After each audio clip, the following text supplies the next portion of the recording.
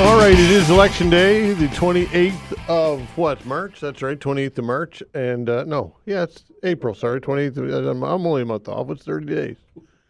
I get married, so when you get married, you lose track of all time. My wife takes care of everything, including what day of the week it is for me. Anyway, we are not going to be talking about the election today, other than just to get out and vote. And aside from that, that's it. Because the rules of broadcasting we adhere to restrict us from doing so. We have had enough dialogue. And if your mind's not made up yet, folks, then you got some problems. I don't know, just figure it out on your own. That's how I would put it. But tomorrow we will be reacting in full to the election. We will be opening the phone lines for a couple hours. And Steve Murphy will be in to react, and Laurie Turnbull, Dalhousie University, and we'll see if we can get some winners as well on the show. So tomorrow we can unpackage all things federal election. So for today, we will avoid the topic during the call-in segment in particular. So, but we've got other things to discuss and lots of things happening in our midst as well, including municipal politics, and of course, it'd be remiss if we didn't talk about what happened in Vancouver. And we will be reacting to that as well today. Just a tragic story. I'll be chatting with the former president of the Filipino Cultural Society of Nova Scotia and a member of the Filipino Association of Nova Scotia about what happened in Vancouver yesterday. 11 dead and countless others. We don't know the exact amount of details when it comes to others injured. About a 30-year-old Vancouver man has been charged with 8 counts of second-degree murder. So that is something that we will be talking about later in the show. Very sobering event. Sobering as well, the Leafs. Oh, panic or what? I don't know. The Leafs lost game. They win. They're still up in the series 3-1, but they failed to sweep the Ottawa Senators in overtime. And Leaf fans, I don't know. Calm down, folks. We got to wait another day. Tomorrow night, hopefully, they can get it done. All right, Councillors on the hot seat. Time to talk municipal politics. Joining me here in studio, Billy Gillis, District 15, Lower Sackville, Beaver Bank. Billy, hello. Hello, how you doing? Well, thanks for the coffee. Appreciate it. You're welcome. Shawn Cleary joins us, District 9, Halifax West Armdale, and a Leaf fan. Shawn, how are you? I'm doing well. And also thank you, Billy, for the coffee. You're very welcome. You go. So, Billy, we talked a little sports. You're a big Jays fan. Yep. And my Yankees handled you guys pretty good on the weekend, winning 3 out of 4 or 2 out of 3? It's a 3 out of 4, unfortunately. Yeah, that's right, including a doubleheader yesterday. I think it was 2 out of 3. Because they didn't play Saturday. Saturday got rained out. Yeah, that's right. That was similar. You're right. That's right, 2 out of 3. But anyway, so the Yankees nonetheless won that series, so I get to get that over you. Yeah. And Shawn Cleary, you're a big Leafs fan, and you're not panicking. I'm not, because A, they're not playing Boston. Yeah. And B, you know what? If they won the other night, then they would have had a week off. That's way too much time. I think they're being strategic. Let's not take too much time off, boys. Okay, they took a dive, did they? That's right. All right. Give us a call if you'd like to chat with the councillors. 902-405-6000. Again, 902-405-6000. I got some things in the pile that I want to get to, but first, Billy, let's start with you in your district. Anything that you want to talk about or that you get cooking? Yeah, sure. On the weekend, about 50 volunteers did a cleanup of the Sackville River, the Little Sackville River, actually. So we went Saturday morning for a couple hours, and we took quite a few number of truckloads of garbage out of the Sackville River. Truckloads of garbage? Yeah. Wow. Truckloads, literally, barrels, engine parts. There was election signs in there, not mine. Yeah. There was election signs. There was just all kinds of other crap that was in there. So, great big thanks to everyone who came. And anything from the encampments? Yes. Probably a lot. There was actually 2 abandoned campsites in there. So we dragged most of what we could out of there up to the road to get cleaned up and stuff. But, yeah. Well, anyway, thanks to the volunteers. And it's unfortunate that we got to do it, but absolutely, that was led by the Sackville Rivers Association. They do great work. Okay, and also you were chatting about traffic being a bit of an issue in your district. Yeah, of course. Traffic on the Beaver Bank Road is starting to become a bit of an issue. Like it's kind of I liken it to the Hammonds Plains Road, the way that first started out. Kind of a 2-lane road in and out of the community, and just with more and more traffic and stuff, now it's become overrun. Well, the Beaver Bank Road is starting to get there. It's starting to build, So okay, Shawn, how about you? What's cooking in your district, District 9? Well, lots of cleanup going around different areas, lots of groups. So thanks to those groups. I'm going to be engaging with some residents about a couple of parks to see how they want to activate those parks. There's a couple of little pocket parks, some in really strange places, like between Chebucto and North Street, for example, at Oxford, where the Chebucto and North kind of meet, and see if we can activate those with either community gardens, Penges Play Space, see what people have in mind. So if anyone from District 9 is listening, you got ideas, let me know. And of course, about almost 2 weeks ago now, I think, we had a big fire on Quinpool Road, which closed down the road for about a day and a half, and they had to demolish the building. And so, just stay safe out there, people. Okay, 902-405-6000, that's the way to reach us if you'd like to chat with the councillors. One of the things that I'd like to get to, Shawn, this is certainly in your bailiwick. Halifax spending $64 million to widen Roby Street for bus lanes. Reading this on the CBC website. Some Halifax residents and councillors are questioning whether a multi-million-dollar plan to widen a busy roadway is the right move, but staff says it's needed to improve transit now and in the decades to come. So, Shawn, why don't you bring everybody up to date on this project? 33 properties, from what I'm reading here, according to the story, being purchased, and some concern that some of those properties are housing. What's your comments on this? So a number of things. So first of all, that number is the estimate for transactions on real estate so far, and the province has actually been spending more than we have on real estate because they're buying those properties, most of them. What we're buying is mostly slivers of properties. So any building that needs to come down, which thankfully there's only a handful, the province is buying those because they're going to turn them into more housing, and the indication so far is affordable housing. Okay. And so there will actually be a net gain of affordable housing when the project is all finished. The other thing is it's just a small section we're talking about north of the Common up to Almond Street area, because that's the tightest section of it. And so when you think of, if anyone's ever looked at a map of our bus rapid transit system, and they think of what's happened now sort of piecemeal, we've got bus lanes on Bayers and Roby, or on Bayers and Yonge. We've got some bus lanes that we've installed on Roby Street. And so in order to connect that all together and have dedicated bus lanes run through and be then finally connected to the overall bus rapid transit system, which is going to go down Herring Cove Road in Spryfield, is going to go up Dunbrack all the way to Carney Lake, go out to Burnside and Dartmouth Crossing, go down Dartmouth and East Dartmouth. And so when you look at that whole map, this is a critical section. We've got a number of routes, I think 8 or 9 that go down here, dozens of buses every few minutes going up and down the street. And so in order for us to get to that higher order transit where we can have bus rapid transit, which is a mass transit, then you have to connect these and have dedicated bus lanes that go all the way through. So the suggestions that some people have made about reversing bus lanes or just reallocating vehicle lanes to buses. Lights, changing the lights. Yeah, and adding a few queue jumps. Those don't really get us that mass transit system that we're looking for. The only way to do it is to connect it all together and have those dedicated lanes that move all the way through. And so the staff report that just came to Transportation Standing Committee last week indicated that on net, when this is finished, we'll have more affordable housing in the area. We'll have more trees planted in the area. We're going to have wider sidewalks, more pedestrian realm, more active transportation. So all of those things are really important because our land use planning and our transportation planning go hand in hand. We've upzoned Roby Street, so there's going to be more people living on there. We have more people living on the peninsula. People forget that during the last 2 census periods, we had the fastest growing downtown in all of Canada. We need to re-densify and then further densify the peninsula and the urban core. And moving people and goods around is a key part of that strategy, and this is a big part of that. Okay, so on the housing, I'll just read a quote from the story. Long-term tenants in affordable apartments have told CBC News they're worried about losing their homes and finding something else during a housing crisis. So for those owners, they have to wait, right? Because this isn't going to turn on a dime. It's going to be a while before this. So you have empathy for those people. I'm sure that's a challenge, right? Displacing some people. Yeah, regardless of whether it's from bus lanes or whether it's just real estate transactions that are turning over. I am greatly empathetic and also concerned, and that's why we've been working so well with the provincial government these last sort of year and a half, And thankfully, this government has been much more willing to do some things and spend a lot more money. And so we actually have now a provincial government that's committed to building government-owned affordable units, over 200. Most of those here in Halifax. Roby Street will probably be a place where some of those end up. I never want to see people have to move.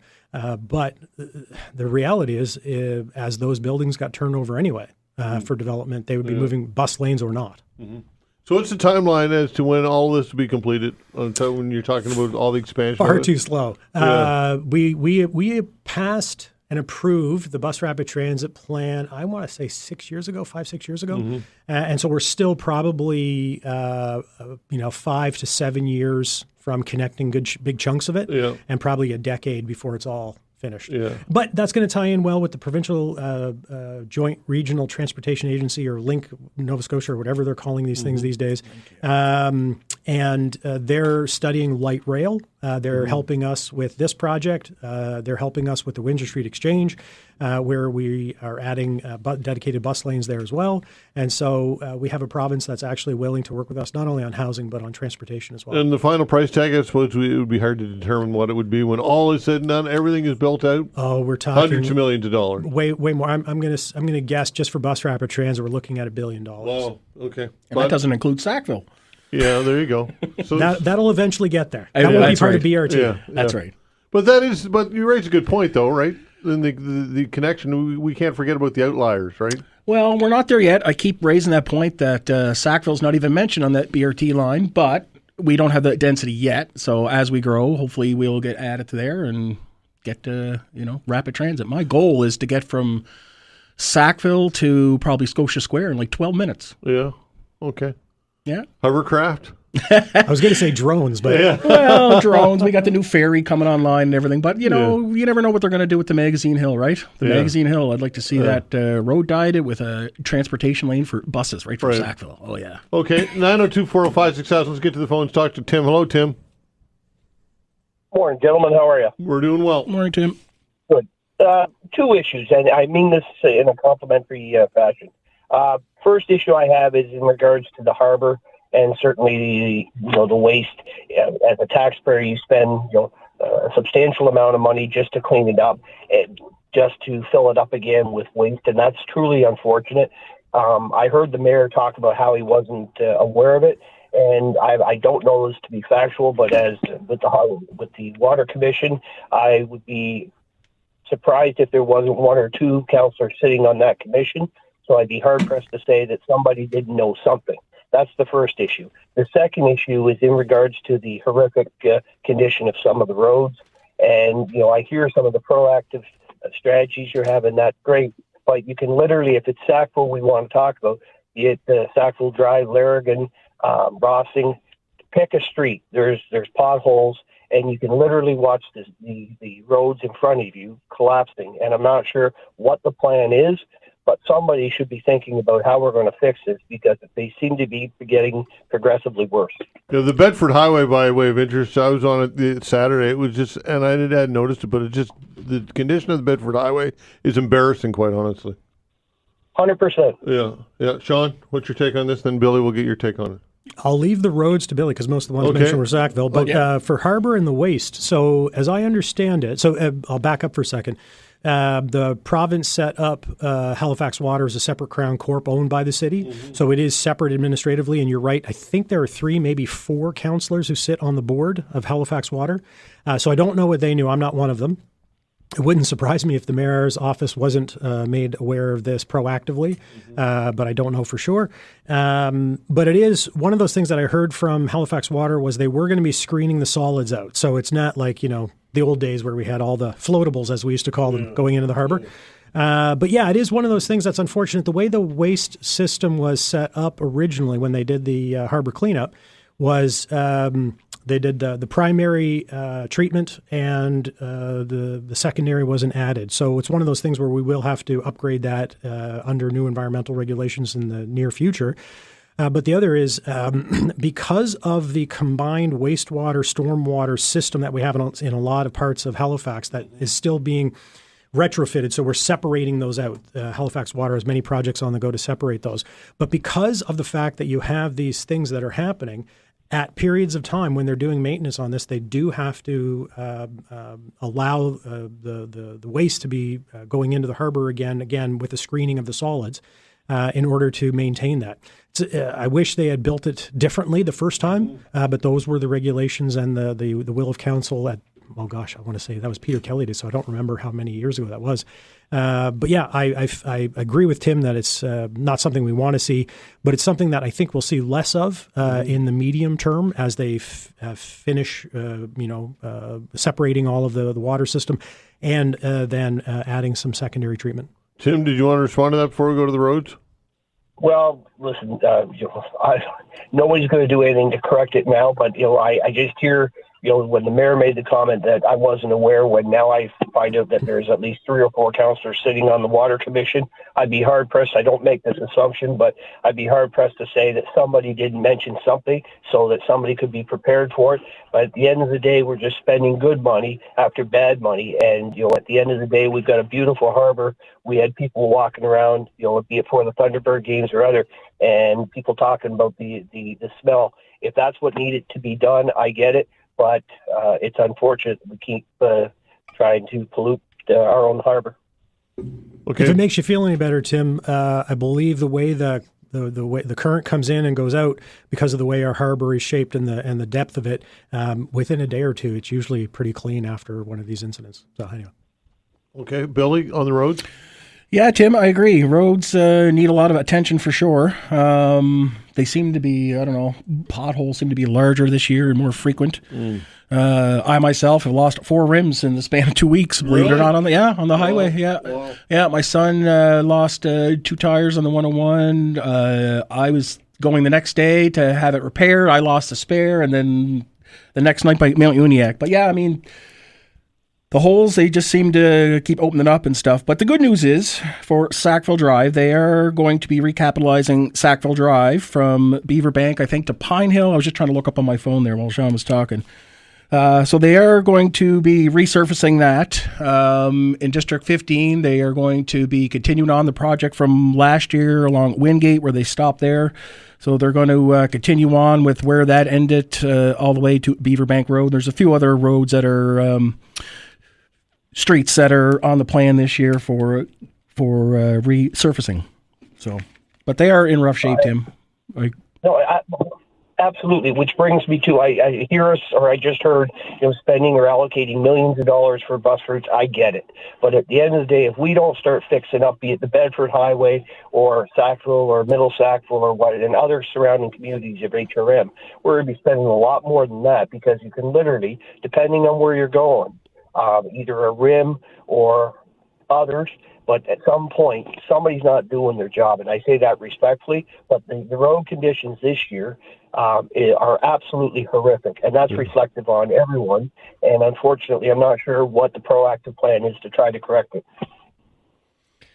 Yeah, I'm not sure if there's a proactive plan or not. Here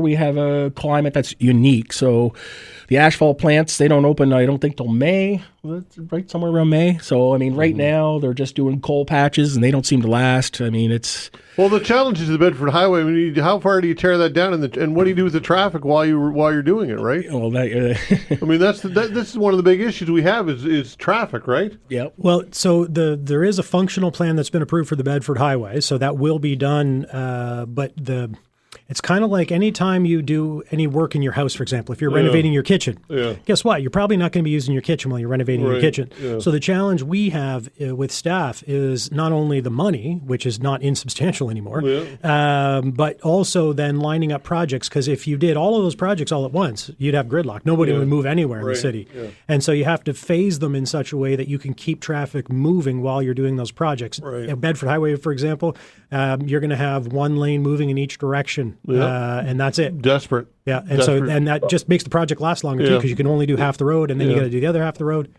Tim, we're out of time, so just a quick response, then I got to let you go.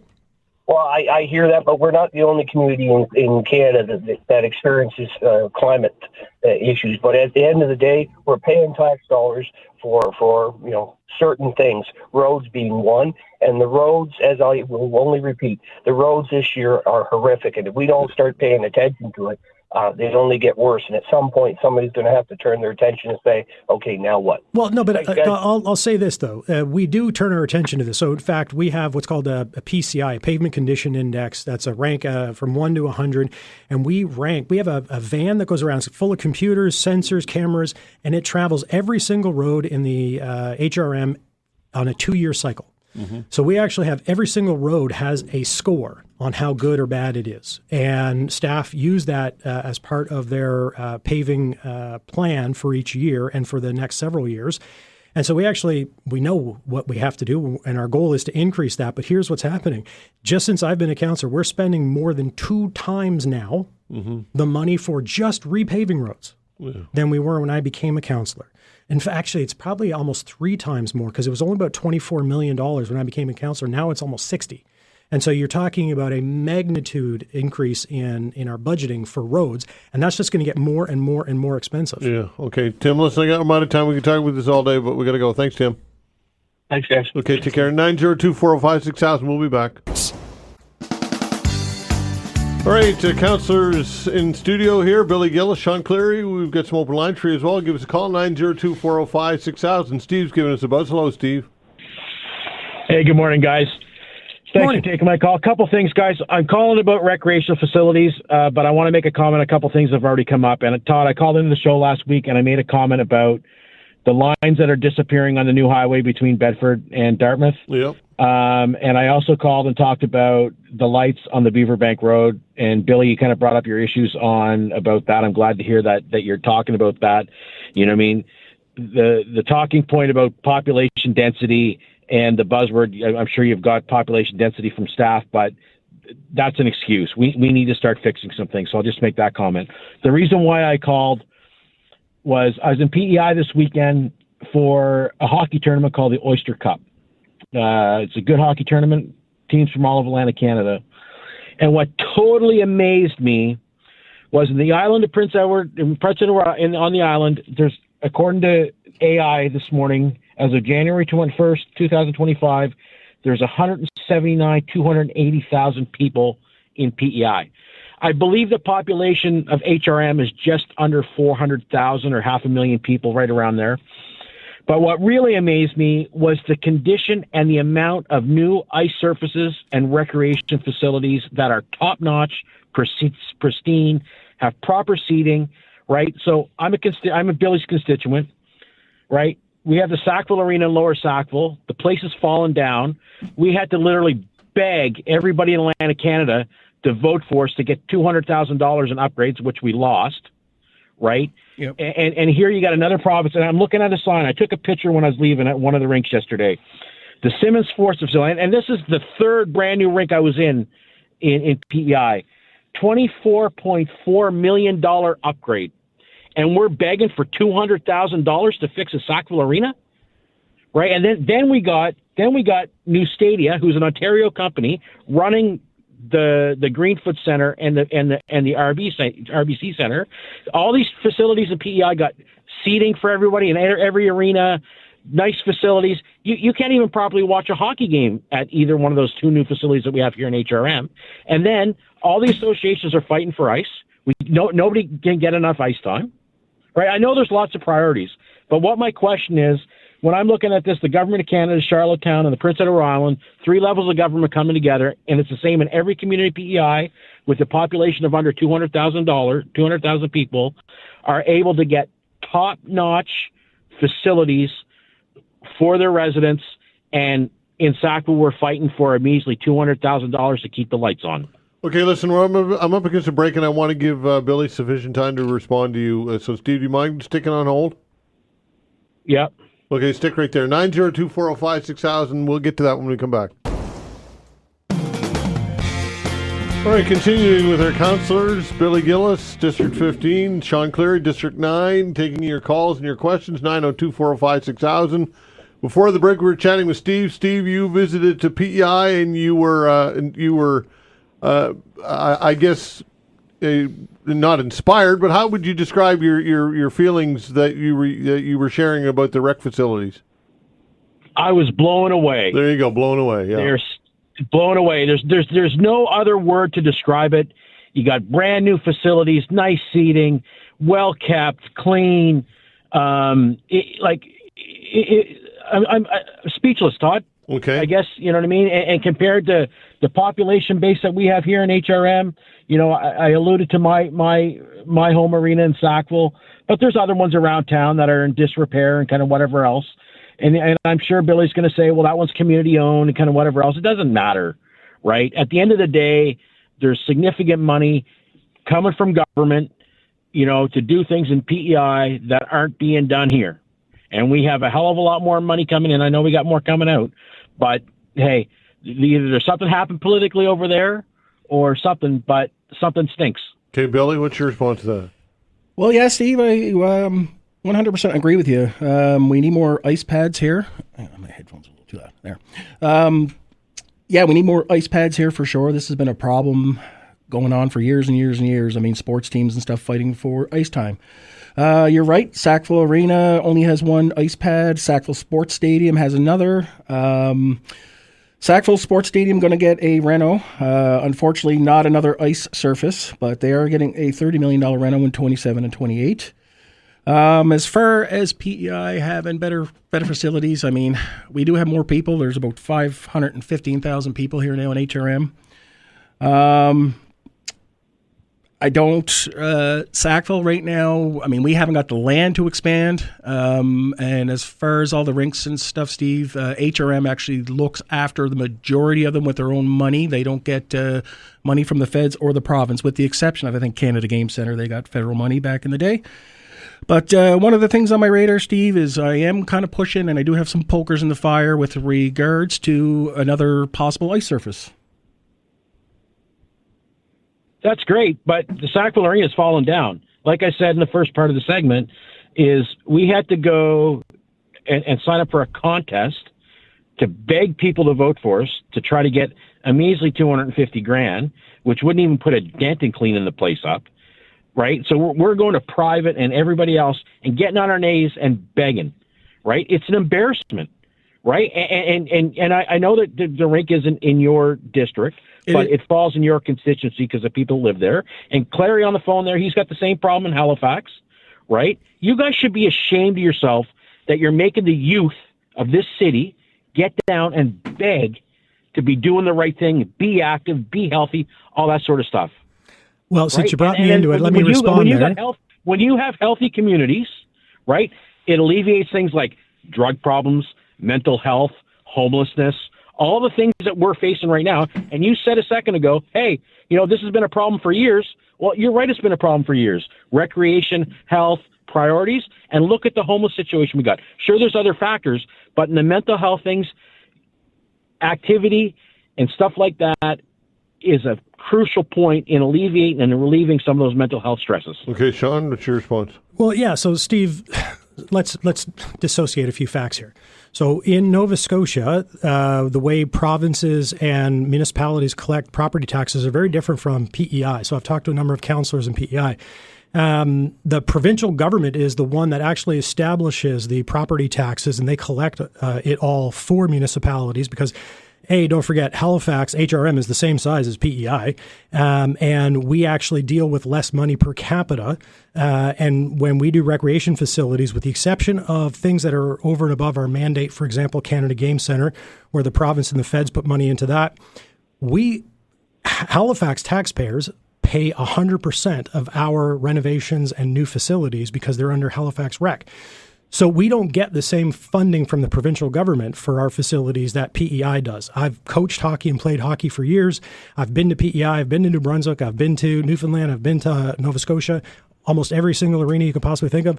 Our arenas are amazing. Yes, there are some new ones in some places, but we got some new ones too. And in fact, when you look at the number of ice surfaces in HRM, we would have more ice surfaces than Prince Edward Island does. And when you look at... Not per capita.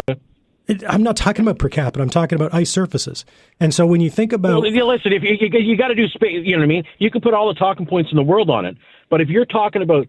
Wait. When did facts become talking points, Steve? Steve, when did facts become talking points? I'm not even sure what the hell you're talking about. So when you think about what we're doing... That's the problem with you, Shawn. When people put back on you, you get defensive. We're talking about the quality of hockey rinks in PEI versus what we have here in HRM. I think they're equal. Right? I was at 4 brand new facilities in PEI on the weekend. Have you been to 4 of our brand new facilities? What 4? Well, I don't know. Let's see. You could go into the 4 at the BMO Center, or not Greenfoot Center it's called now. You can go into the 4 at the RBC Center. You guys approved a facility, and you're paying someone from Ontario New Stadia to run it, right? Question will be whether they're doing a good job or not. There's only one rink in each one of those arenas that's anywhere to sit. That's not true. Right? What do you mean it's not true? I've been in every single ice pad in both of those. And you can sit. There's seating in all of them. You're telling me that there's sufficient seating. Now you said seating. Now you're saying sufficient seating. So yes, there is sufficient seating. So if someone has a game in rink A, B, or C at Greenfoot, which is the old BMO, right? Yeah, you can go up to the second level and you can walk down. No, you can walk down. Any amount of proper seating. No, it's not true. They all have seating. So you can look out through the windows across the bar. Sure, you can get down into the small... Look out the windows. I think you need to take a trip to PEI and have a look at the rinks. I've been to PEI. I've been in almost all of their rinks. Right. Yeah. Well, maybe we need to start making this stuff a political issue, and we can get it. And maybe you guys need to see a video or something so you can really understand what people are talking about. Okay, Steve. Steve, I don't know if we're going to get any further with that, but I appreciate... No, we're not. Because, Todd, I appreciate you letting me have my voice, right? But it's the same old thing, and it's the same old answers from these guys, right? You talk in circles and, talking points and whatever else. But listen, we appreciate it. You can continue to let the facilities around HRM fall down, and we'll be happy. We'll make do. We'll beg Kraft for some more money next year. Thanks, Steve. Appreciate the call. All right, take care. 902-405-6000. Shawn, any closing comment on that? Or I think Steve speaks for himself. Billy, anything you want to add to that? Not really much I can add to that, no. Okay, Niger, but look, he's obviously not satisfied with what, and that's what this is about, that's right? Fair. Hey, listen, everyone's got opinions. Yeah. That doesn't make them facts. Okay. 902-405-6000. Mike, hello. Bonjour, monsieur. How are you? Bonjour. Does that sound like good French? No, it sounded horrendous, actually. Anyway, listen, sympathies to all the Filipino people. That was absolutely horrible. Brutal. And I don't understand why it's not first-degree murder, because it was obviously premeditated. But anyway, I wanted to make a quick comment just about... our views on housing have really, really plummeted. We're now seeing an apartment and pallet homes and mini homes as homes, and I disagree with it.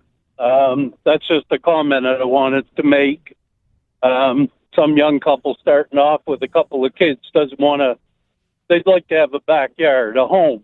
Anyway, I wanted to bring up Waverly Road. I witnessed a very close, almost accident a couple nights ago, and I noticed the season's starting to pick up, more bikes out now. And you guys, you got to do something with some of these roads that allow bikes, because that Waverly Road, too many turns, too narrow, dangerous. A beautiful biking route, but you either got to do something with it, or you guys, I know you're going to take heat, but you got to cancel it, because somebody's going to die on that road. Yeah, listen, Mike, listen, I'm going to interject and agree with you 100%, and it's very frustrating as well for everybody involved, including the traffic, because you're right, there's stretches where you can't get around the bike. And it's Billy, what's your take on this? Yeah, I mean, I agree. Yeah, I mean, like for many years there, it almost seems like people use it for like a Sunday drive type thing, and like bikes just are riding there. Motorbikes, same thing. They're just kind of meandering. Motorbikes at least can keep up with traffic, right? Yeah, that's right. Yeah, no, there's a lot of turns there. There's a lot of hairpin turns and stuff close to the water and stuff. Yeah, when you come around the turns there, you often run into bikes and stuff. I mean, I wouldn't bike it personally. That's just me. I think it's extremely dangerous. I wouldn't really trust the drivers. And the little B part to that too is that it's double solid line all the way out there. So you're forcing the car drivers to break the law by crossing over a double lane, a double yellow line. And if you get in an accident because of that, it's going to be the driver's fault that crossed over that double yellow. So, it's a two-part thing is that... Sean, you're a biker. I mean, what's your take on this? You're I'm happy to remove cars from the Waverley Road. and just for people who may not have done it yet, I would encourage people to read the Nova Scotia Motor Vehicle Act, which allows bicycles on all highways. No, but Sean, and the rule is if it is not safe to go around them, you slow the F down. But in fairness to what Mike is saying... Wow. I don't believe in any fairness towards that. That's just against the law. Cars should have to drive 5 miles an hour for...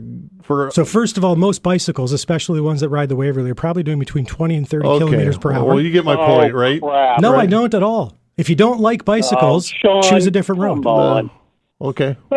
That's a cop-out, Sean. No, it's not. That is the law in Nova Scotia. If you don't like the allowed vehicles that are on the road, then you should talk to Premier Tim Houston and say, get bicycles off the Motor Vehicle Act. Sean, when the first person dies... There's already been one dead about 4 or 5 years ago. A guy hit a bicycle on the Waverley Road. And guess what? He was charged because he did something illegal. Yeah, when somebody loses their life, buddy, you justify that. They did lose their life. Bicycle ride and love. Billy, you want to weigh in on this, pal? Yeah. Based on that, I would say no. I'm speechless. No. Listen, I support cycling. Apparently not. No, At least I do. Not on the Waverley Road. Well, no. I mean, I wouldn't cycle there just because I don't trust the drivers, right running me over from behind. But I mean, I can see neither one of you are ever going to put that through to have it. It wouldn't be possible except at the provincial legislature. Okay. By the way, I just received an email, Mike and councillors, says Waverley Road has a single solid line, not a double. You are allowed to pass on a single solid yellow line if it is not safe. I believe it's a double.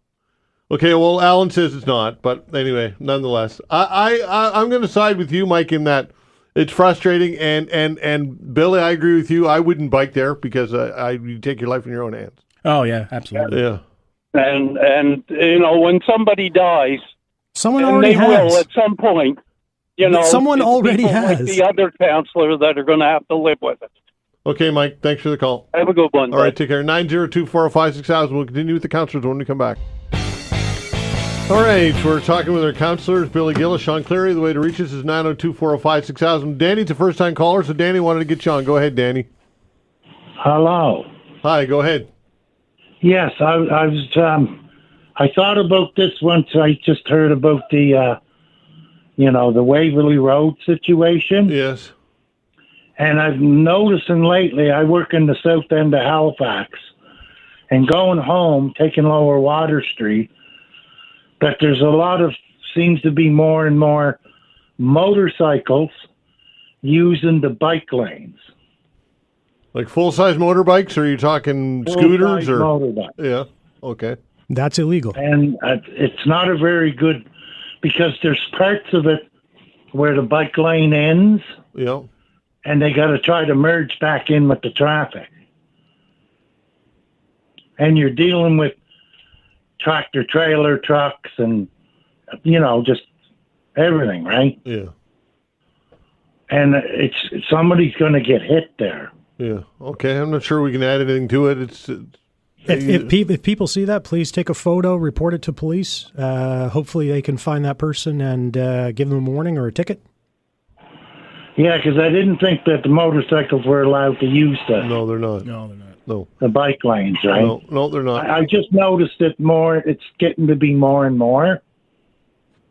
Okay, thanks, Danny. Appreciate the call. Take And care. I just didn't know if the councillors were aware of this or not. First I've heard of it, so I appreciate you mentioning it, Danny.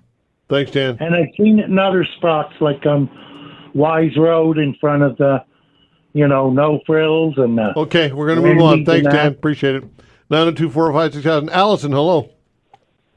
Hi there. How are you? Well, you? Well, to be honest, I am a little upset at Shawn right now. I live off of the Waverly Road, and the cyclists that lost their life 5 years ago, I was one of the first people who came upon that accident. I am absolutely appalled that you would speak of someone losing their life so flippant. And it is not easy to get around the cyclists on Waverly Road. And I am one of those people who will sit behind them for 5 minutes trying to get around them. So there is no need to respond to me, Shawn, other than I think you need to really, really consider what you're saying before you say it, because I'm so upset with you right now, and I'm just happy that you're not my counselor. Well, so, Allison, I wasn't being flippant. In fact, I was being the opposite. This person who called in was talking about how cyclists shouldn't be on that road. And, in fact, they should be. They're allowed to legally be there under the Nova Scotia Motor Vehicle Act. And my point is that we all need, and I appreciate that you will sit behind a cyclist for 5 minutes, because that's how all drivers are supposed to respond. So I want to thank you for following the law. It still doesn't change the fact that it is a real issue. When you come around a turn, and the cyclists that lost their life, the driver came around a turn. I don't know how fast they were going, but you don't have to be speeding to all of a sudden be on a cyclist's back wheel on that road. So while, yes, cyclists have a right to be on the road, it is a legitimate issue. And saying remove the cars from Waverly Road, I know that was, just a comment that isn't logical, but it does not lend to the fact that you take your constituents' issues seriously, because you're joking about something that is a real problem for the people who live off that road. So my constituents in my district, in my neighborhood in particular, if you look at the census data, about 10% of them cycle to work and school. If you go down 4 or 5 blocks, about 20% of them cycle to work and school. And so my constituents want safe cycling, and I would be fine with removing the cars from Waverly Road. So then what would happen to all the people who own property? Well, are you eminent domain? That's an American thing, not a Canadian thing. And so... But we do it here in Canada. Perhaps I got the phrasing wrong. Yeah, we use expropriation. Okay, there you go, expropriation. So anyway, we already own, that's a municipal road, so we already own it. But in terms of if drivers are unwilling to follow the law, then maybe we should remove the drivers. Are you serious about that? Well, then let them follow the law. That's a serious comment you're making? Let them follow the law. You're telling me in any other area, if someone is going to break the law, you would just condone that. No, but it's a serious issue, Shawn, and I think your response is a bit off. Is a little inappropriate. But it's okay for you to say, let's remove the cyclists from the street. No, what I'm saying is it's an issue that should be addressed. But you did say, Todd, yeah. You and Billy both said that you agree that cyclists should be removed from that road. So what's the difference between that, a legal mode of transportation that you're willing to remove from the road, and another legal form of transportation you're not willing to remove from the road? Well, let's just put it this way. If it were one of the two options that were to save lives, I wouldn't take the cars off the road. Because you're a car guy. Well, no, because it makes sense. Well, tell me how it makes sense. To because me, it makes the sense volume to of the volume of traffic, Shawn. I mean, come on, you're a smart guy. There would be more cyclists on the road if we remove cars from the road. Well, I mean, look, you're a smart guy. I have another question, Shawn. Yeah. So numerous times I've come upon a group of cyclists. They're obviously a team practicing for a road race or something like that. I am not well versed in the rules of the road for cycles. Is there a rule that they can't travel in tandem like that? Because when you come across those situations, it truly is impossible to get around them, because there could be 10 of them in a line. Depending on the width of the road, if there's one or two, you're probably not able to get around one versus two. But anyway, in Nova Scotia, so each province is going to have different rules. And in Canada, some provinces allow side-by-side cycling. In Nova Scotia, under the Motor Vehicle Act, it's single file. Yeah, no, but it's the single file that causes the issue because you need that much more time to get past, say, 10 bikes that have 4 or 5 feet in between them each. Yeah. Well, like I said, I just encourage everyone to read the Motor Vehicle Act and know what the rules of the road are. Well, okay, but you are a cyclist. Correct. Do you know if there is a rule? Yes, in Nova Scotia, single file. Well, yeah, no, but I'm talking about in tandem. So that means you can't ride side by side, single file. No, I understand that's what it means. I'm talking about when they're lined up, one behind the other. That is single file. Let's say 8 to 10 cycles. Yeah, you can have a lineup of 100 cyclists as long as they're single file. Okay. So that, I think, what Waverley Road would benefit from is if it's a special type of road. It's not the same as in the west end of Halifax, where there's lanes closed for parking that vehicles can't get into, such as Quinpool Road. You know, you lose a whole lane when there's vehicles parked there. You don't have that luxury on Waverley Road. So perhaps you could look at Waverley Road as an exception to the rule when it comes to cyclists and maybe explore if there are some ideas that could be put into place for the benefit of everybody's safety. I am sure the driver that struck and killed that cyclist is probably going through some traumatic issues, and charging them with the death of a cyclist isn't helping. That doesn't help. That sure it is. It does help. But you have to have punishment if you break the law. There are exceptions to every rule. Okay, Allison, listen, we're out of time. I appreciate the call, though. Thank you so much. Thank you. All right, take care. Listen, I didn't get to all of you for that. I apologize. It's the nature of the segment.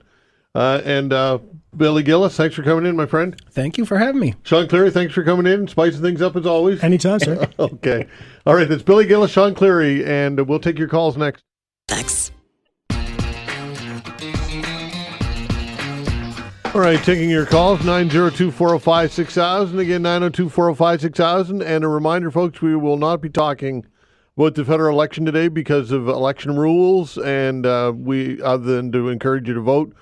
But partisan conversations or thoughts or whatever, we'll have to hold off on those till tomorrow, folks. We'll respond to the federal election in fullness tomorrow. Steve Murphy will be my guest. We'll have Lori Turnbull and hopefully some winners on as well. So lots of opportunity to respond to the election tomorrow. So today, it's about other things. 902-405-6000. That is the way to reach us. Again, 902-405-6000. Jamie, hello. How you doing this morning? Doing well, you? Oh, not bad. I just wanted to touch on a few things from your last segment. Sure. The seating at the Greenfoot Center and the RBC Center, like the caller says, is minimal. You have enough room to sit about 20 people inside the rink.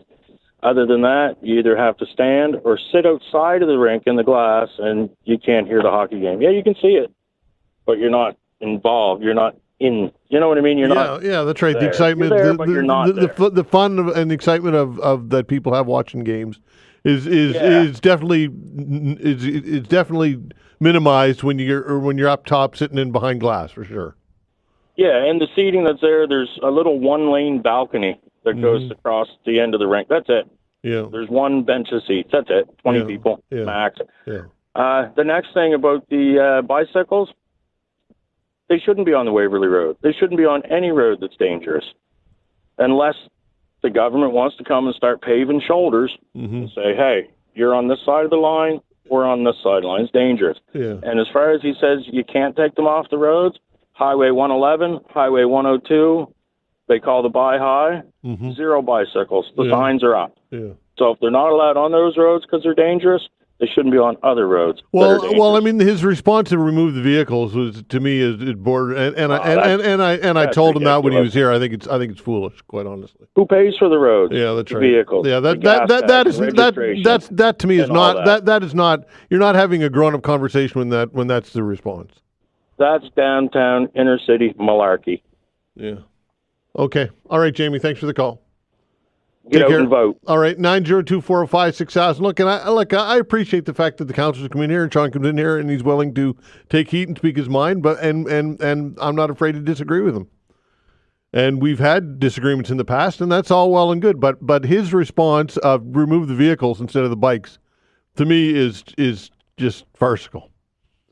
I shouldn't say much without him being able to hear to defend himself. But anyway, 902-405-6000. That's just my take on it.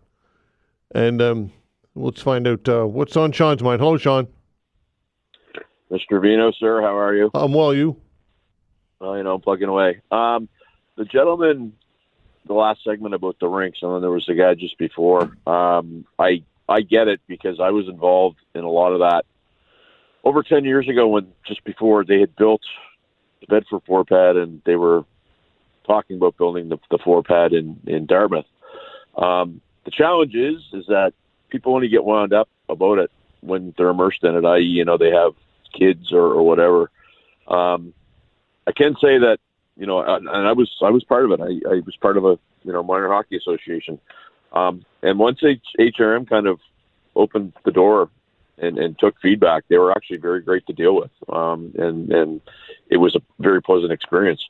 I think what people, if they want to get less frustrated, if they go back and they look at the history of, in particular, what took place when the Dartmouth pad was open, I think they'll sort of understand, the background and why the configuration is what it is and those types of things. Okay. Fair enough. Thanks, All right. Shawn. Appreciate the call. Take care. 902-405-6000. That's the way to reach us. Mark, hello.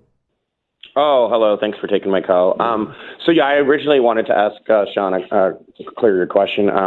Hope maybe he's not listening. I don't know. He's probably just leaving the studio. But regardless, I just wanted to know why, for a guy that is so about, bikes and enforcement and letter of the law, why he's consistently voted to defund the police.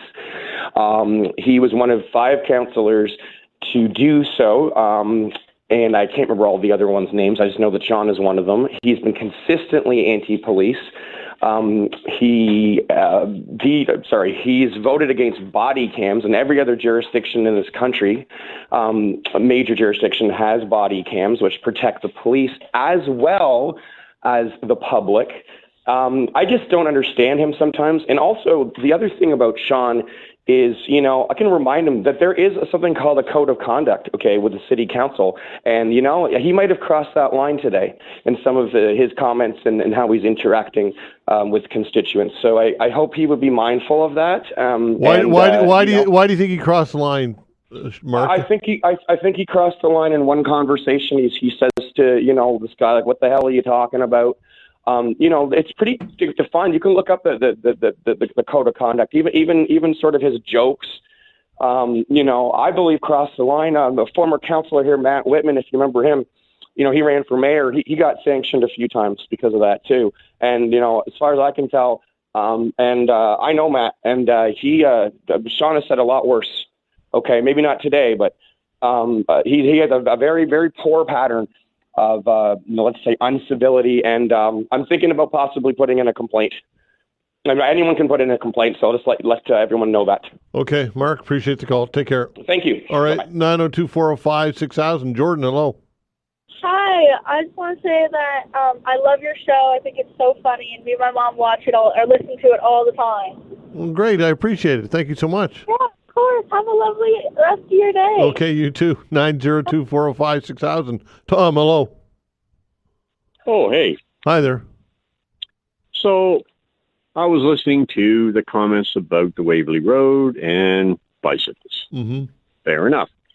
However, I've lived in HRM all my life, and basically I live in Sackville. Irrelevant. But what I do know is that Waverley Road is a terrible road with regard to any extra room. Yes. However, the idea that the bicycles should be able to be on the road and cars, look, I'm in my late 70s and I can't ride a bike. It's not in the cards. So, I mean, what are we going to do? Take 90% of the people that live on that road, well, not 90%, but a huge percentage of the people that live on that road that have no other way to get around. Off and put bicycles on. And with regard to bike lanes, fair enough. I think they're a good idea. However, at the end of the day, again, people that ride bikes should pay a portion, in my opinion, of the cost to do it, which has not happened. So that's about all I have to say. Okay, Tom. Appreciate the call. Take care. 902-405-6000. Mark says he's on the Waverly Road right now, and it is a double solid line. So that was called into question earlier. We get some open lines for you, folks. Give us a call, 902-405-6000. Look, it's like this, in my opinion.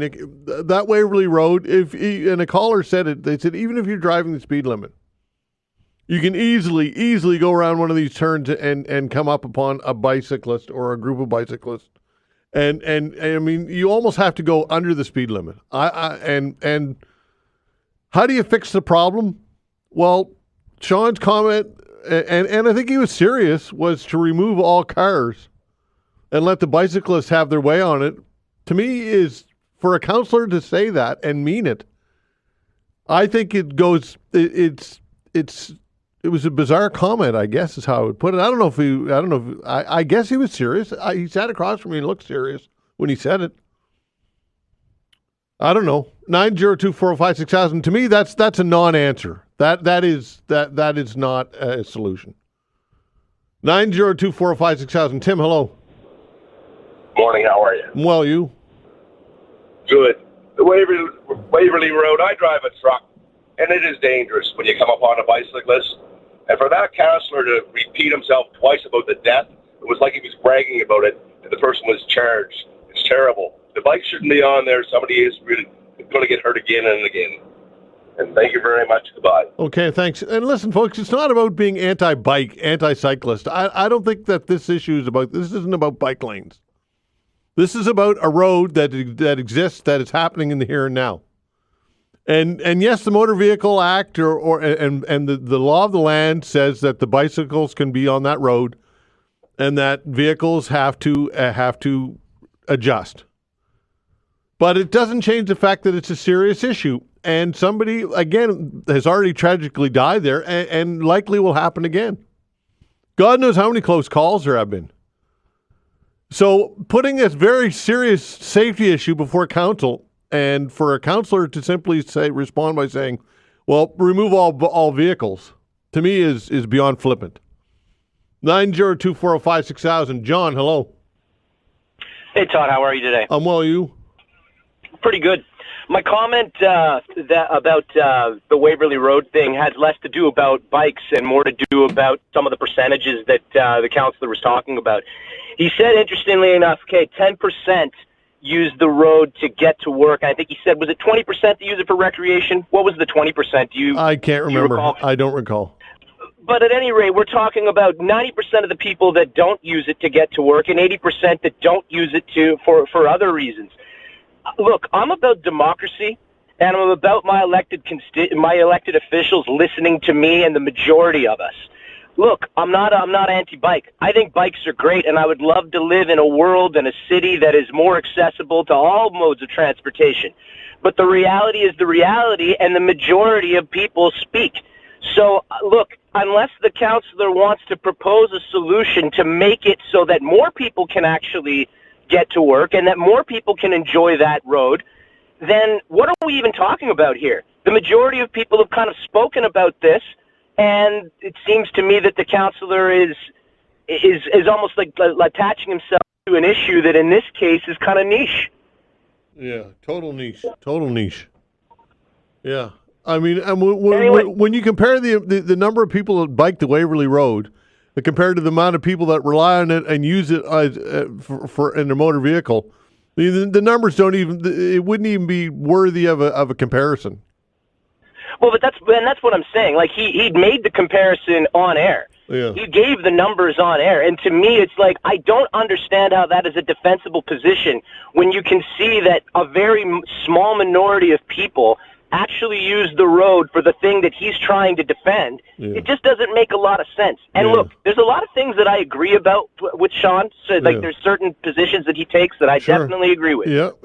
But this is an example of a politician who's taking an issue that they personally feel some passion about, and are in a sense imposing that position on their constituents. It would be very different if it was the other way around. That 90% of people are feeling strongly, and he's advocating for it. In that case, I'm like, go boys, go.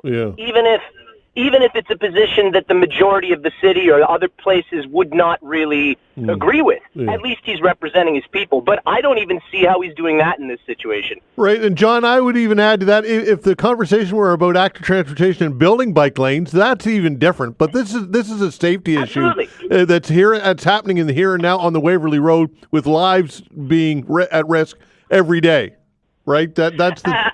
Absolutely. And look, I live in neighborhoods in HRM that have installed bike lanes, and I think it's a good thing. I think it actually can make a neighborhood a more vibrant place to live, and it's good. It's good for our health. It's good for it's good for safety. But like, you do have to take a look at the reality of a situation, and if it's not feasible, what are we even really talking about? And as far as that person that hit the cyclist, look, there was someone that was saying there's an exception to every rule. Look, we have courts.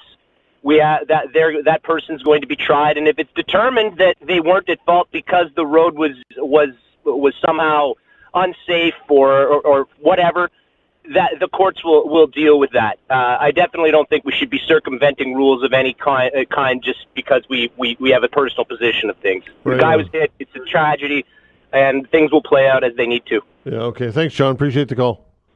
Have a good one, Todd. Take care. Okay, 902-405-6000. And listen, to add to what he said, I don't have a problem with a councillor having a bit of an edge or being abrasive or whatever terminology you want to use. I don't have a problem with that.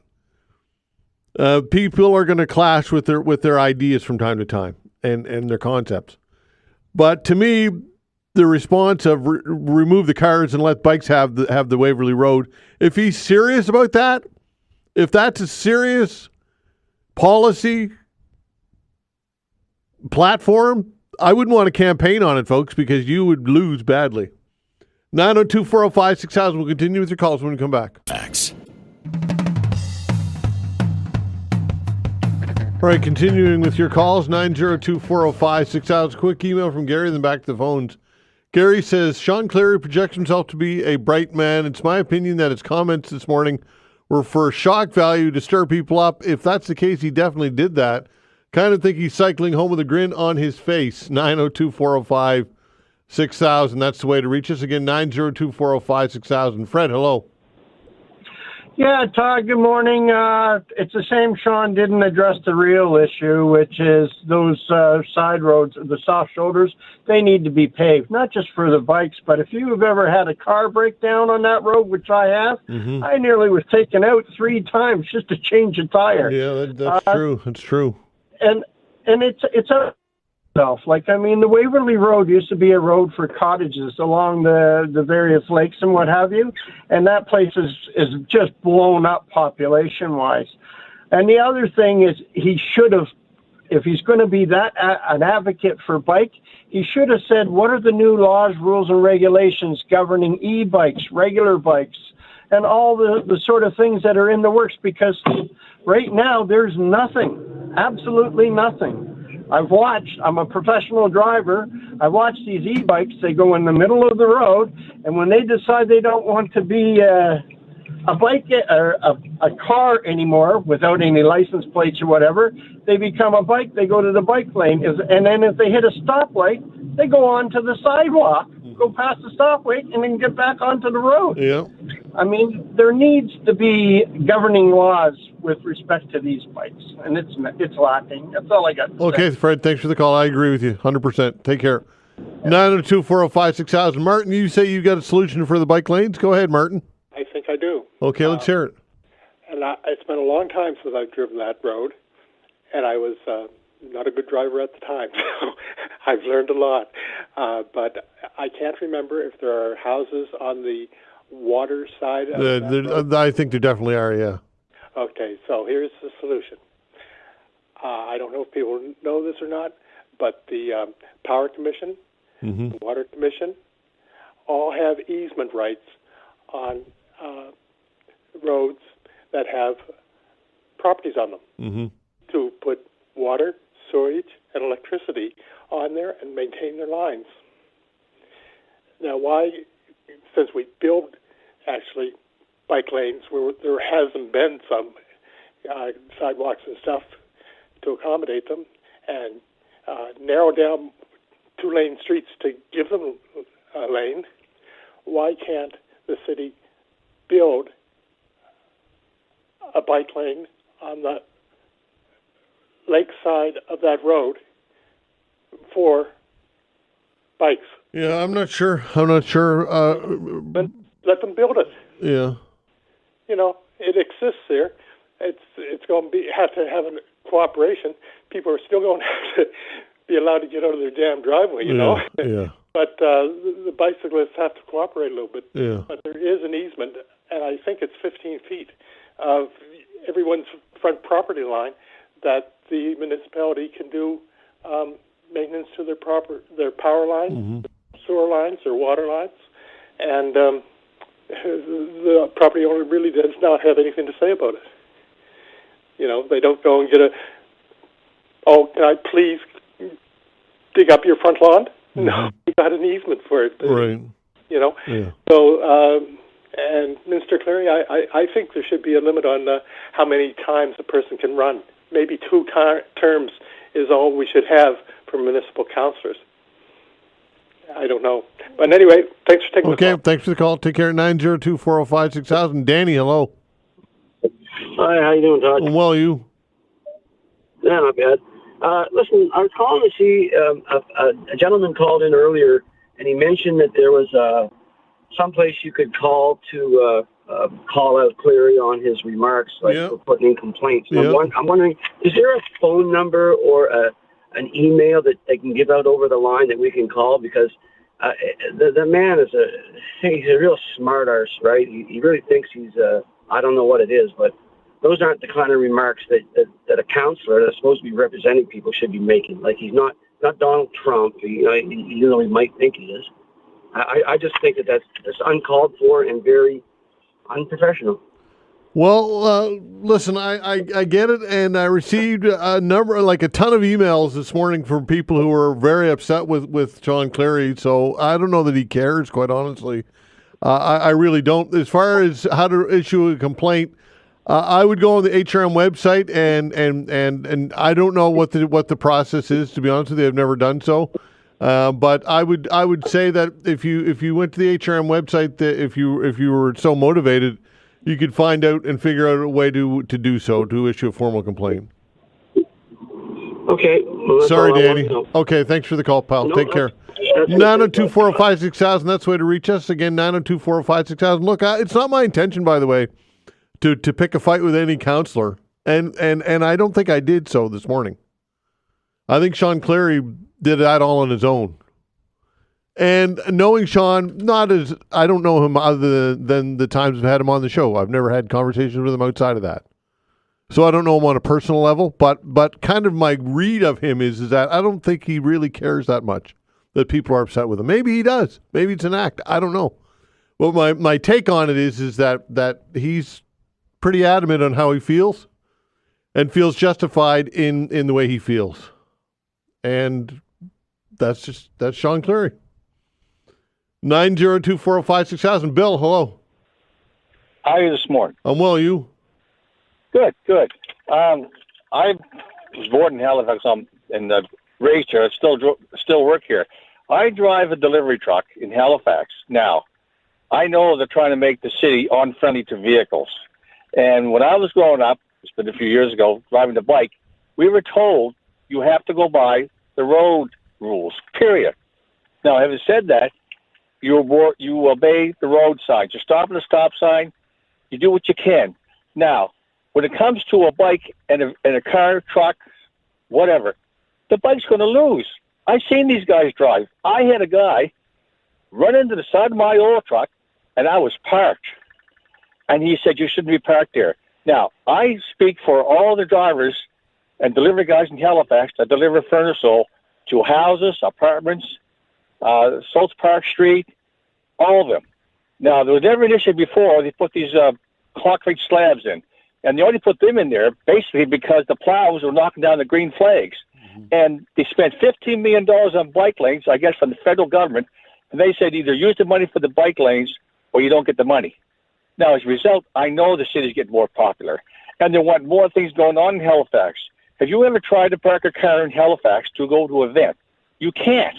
And these bike lanes take up 5 feet from the end of that corner, from the curb to the outside. It's 5 feet. Now, I haven't said that.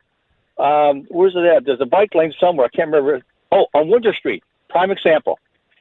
They got the lanes marked for bike lanes, which is about 3.5 feet, which is great. And most of the people agree with that. Almond Street. They put a bike lane there in front of a restaurant. That street, Almond Street, is 80% by the restaurant there. Mm-hmm. And they knew who I'm talking about. Yeah. They went to council. They said, we don't want that bike lane in there. They all voted against it. You know what the council said? They said, we don't care. We're going to put it in anyway. Mm-hmm. How naive is that? They're going to do it their way. You have the right to your opinion as long as it agrees with us. And that's how it is.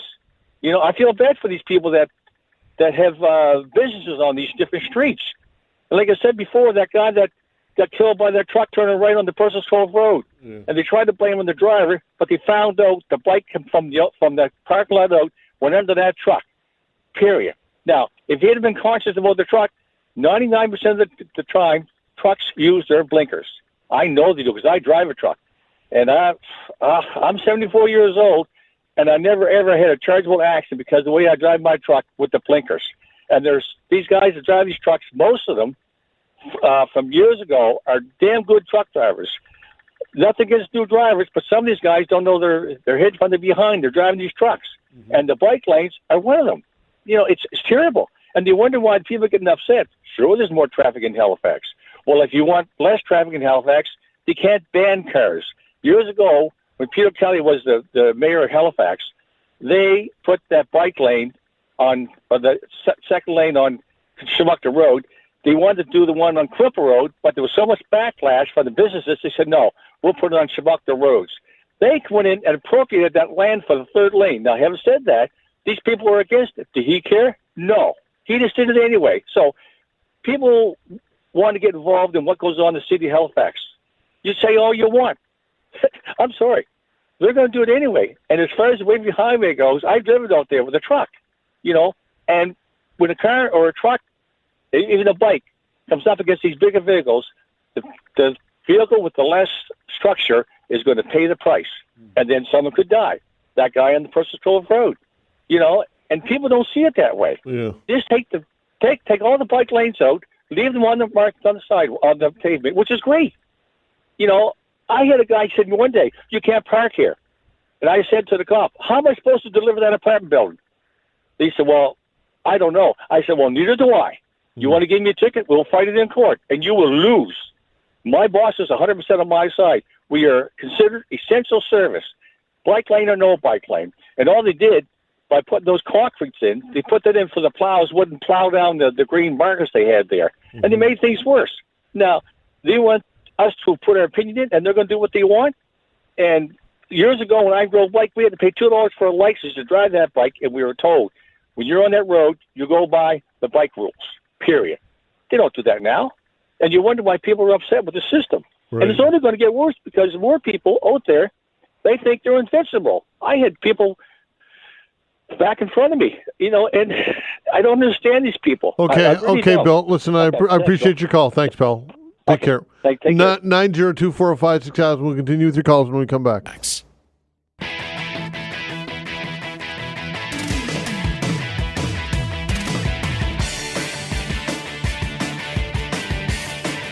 All right, continuing with your calls, 902-405-6000. That's the way to reach us. Again, 902-405-6000. Bradley, hello. Hi, how are you doing today? Well, you? Good. I think Shawn Cleary should take his own advice next term and just not get elected. How's that taking his own advice? Because he said he wasn't going to run next time, or this time, and he ended up running. So if he takes his advice, he would just not run. Why do you say that? Because the way that he said, the things that he said about the Waverly Road and the way that he's voted for bikes being the only one to go in his district, it's just that he's just wants bikes and transit to be the only one in this city. He doesn't want cars. And you pretty much his point or his comment was that about the Waverly Road. He doesn't want cars. Well, he's going to not want cars everywhere. Okay, Brad. Thanks. Appreciate the call. Take care. 902-405-6000. Let's see. Mark. Hi, Mark. Morning, Todd. Just three quick things there. Number one, if people don't like Shawn Cleary, vote him out. Yeah. He deserves to vote out. Number two, I'm a courier driver, and one day I was scheduled to do the Waverly Road area. I've never been there before. All the guys are telling me good luck. So, didn't think anything of it. By the end of the shift over there, I was shaking by the time I got out of there. There's houses 2 or 3 stories up in the mountain side of the street. And when you come out of their sometimes you're going up their driveway, your wheels are spinning in the summer just to get up there. And you're coming out, you're on a curve, you can't see left or right. You're taking a chance. You open your windows. Hopefully you can hear a car coming, but it's man, I was shaken by the end of that day. Yeah. It's a brutal situation for sure, isn't it? Yeah, and of course at my age I forgot what my third one is, so have a good day. Okay, take care. 902-405-6000. John, hello. Hello. Hi there, go ahead. Yes, Todd, I lived my family and I lived on the Waverly Road for 35 years, and I can tell you that when we moved on the Waverly Road, which is on a straight stretch near the lands and forests, our children would drive their bikes to school in Waverly, about a kilometer and a bit away, and for now to sit in their house, and my son is living in our house now, and to see the cars speeding by and trying to pass on that straight stretch is just incredible. And there's no shoulder on either side. The idea that the councillor flippantly says, just bikes, and he forgets the fact that there's an incredibly large population out there now compared to what there was when we were there 35 years ago. And it's what do you expect people to do? To not have a car and to walk to work or take a bike? Like it's flippant talk like that. That's just so wrong. And to hear the lady, talk about having been there shortly after this accident, my gosh, you just have to drive that road and watch what goes on, and it's just mind-boggling, and it's terrifying, to be quite frank. And my grandchildren are in the house living there now, and they're not allowed near the road. My God, we used to play on the road almost. So that's the problem with the Waverly Road. It just can't be there for everybody. So what do you do? Yeah. Well, that's it, right? So if the solution is remove bikes or remove cars, I mean, it's to me removing cars is that's a non-starter to me. That's beyond foolishness. That's ridiculous. Well, people live there and go to work. Yeah, that's right. That's right. And a lot of the subdivisions are off the Waverly Road. It's very, very hard to get out of even so we're talking about the driveway. The last gentleman was talking about driveways with 3-story houses on them and so on, and on curves. I mean, it's Russian roulette, quite honest with you. And I'm surprised there hasn't been a lot more major problems. Now, one time they had a cop that was named Radar Ray, and he used to set up a lot there, and he just brought cars in left, right, center, and sideways. It was incredible, but we haven't seen him for many years. I'm sure he's retired, but the police presence would certainly help some. That's for sure, but the bikes have to go. I'm sorry about what the rules of the road and all that crap are, but if the councillor wants to take responsibility for somebody getting killed on a bike or walking on the side of the road, well, that's up to him, I guess. But it's you can't have it both ways. Right. Period. Okay, John. Appreciate the call. Take care. All right. 902-405-6000. We'll continue with your calls when we come back. All right, continuing with your calls, 902-405-6000. Paul, hello. Hey, how you doing, Todd? I'm well, you? Good doing, bud. Here's a story for you, and here's my take on all this. I'm a cyclist.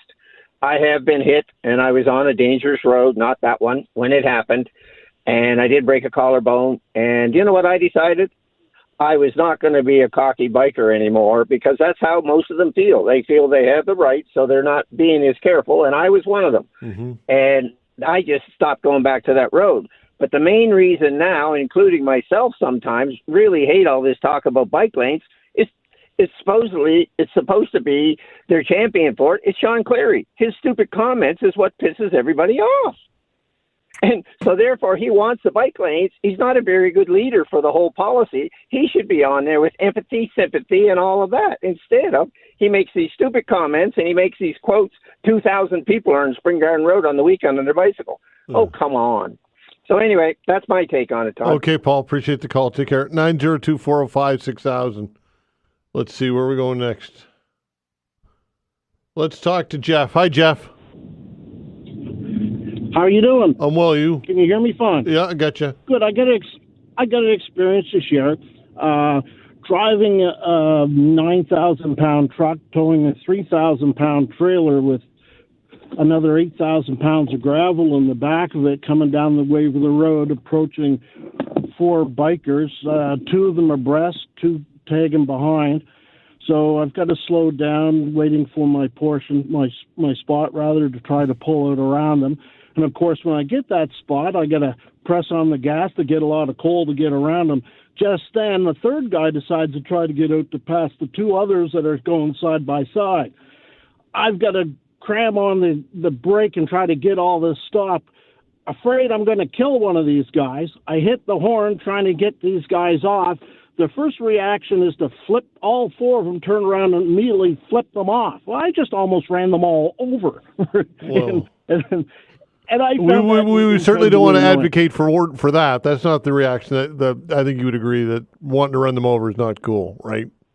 No. I think you got me wrong. Because of their actions, they almost got run over, and they didn't cue into what they were doing, how dangerous it is what they were doing, have to understand that they're not the only ones in the road. And for me, I just had a scenario where I could have almost killed someone, and their reaction was to flip me off. And it was all because of their actions. The whole thing occurred in the first place. Yeah. It's a frustrating situation, Jeff, for sure. And I hear you. Thanks for the call. Cheers. Thanks. 902-405-6000. Tony, hello. Hello, Todd. Todd, Councillor Cleary made a statement this morning. He said that my constituency in District 9 like the things I'm doing, and if anybody doesn't like it, well, that's not my concern. Well, I want to remind, I was schooled very vociferously by the Tony Mancini that there are 16 councillors, and they all are responsible, and I looked it up again this morning, they are responsible for the entire HRM. So he may be responsible for his constituents, but he's also, if he is a councillor in Halifax, responsible for the entire HRM. His views are narrow. He treats everybody outside of his district apparently like a-holes, and this guy but he schooled you in law, he schools that lady in law as he interprets it. He's one of 16. The guy ought to, stay in his own lane. If he's going to do that, stay in his own lane. Don't speak for me, or don't speak for the other 999,000 people in Nova Scotia, or 500,000 people in the HRM. He's way out of line. This morning he was way out of line with that lady. I was very happy to hear you push back. You have a great day, Todd. Okay, pal, thanks. 902-405-6000. Al, hello. Hi, how you doing? I'm well, you? Good. Just on your comment this morning about the Bedford Highway, I just got a comment on general road conditions in the area. Yeah. And the go-to response from local politicians is we use salt and we have frost. Just last summer, I was in Western Europe. I drove 6,000 kilometers. I didn't encounter one pothole, one road patch, and they use salt where I was. So the comment of we use salt and we have frost, I think is pretty lame, actually, to be honest. Yeah.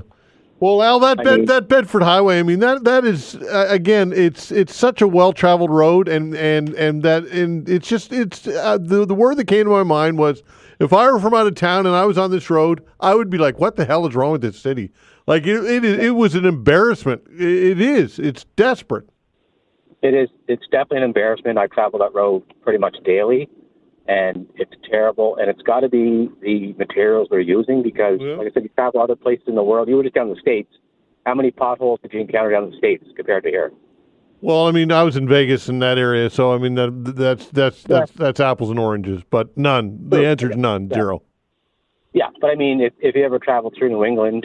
Oh yeah, I've been through all that area. You're right. There's something desperate. Look, obviously, Al, there's a big issue here because the state of that road. I'm from New Brunswick, and as a lot of people know, and I can't think of one road I've ever been on in a municipality that was worse than the Bedford Highway. The condition of that right now, I really can't think of one. And I'm sure in New Brunswick they use salt, and I'm sure in New Brunswick, I'm just being kind of they definitely have lots of frost in New Brunswick. Yeah, no, it was the worst road of it.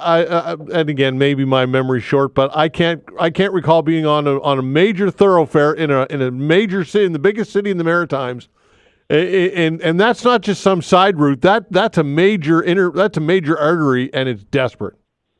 Yeah, no, and they'll always go back to frost, and we use salt, and we're near the ocean. There's lots of places that meet that criteria, and like you said, you'd be hard-pressed to find a road in that bad a condition. Yeah, absolutely. Okay, thanks. Appreciate the call. CAA used to do a worse roads campaign. I don't know if they still do it or not. But anyway, that was a good campaign. I'll have to see if CAA does that again because that Bedford Highway would be nominated for me. I know I'm picking on that road a lot, but Stephen, hello. Good morning, sir. Hi there. Hi. How's the wedded bliss happening these days? Listen, I have the absolute best wife in the world, so pretty good. That's great to hear. I would like to say I completely agree with your viewpoints not against, but your viewpoints in your conversation with Shawn. The answer is not taking cars off the road.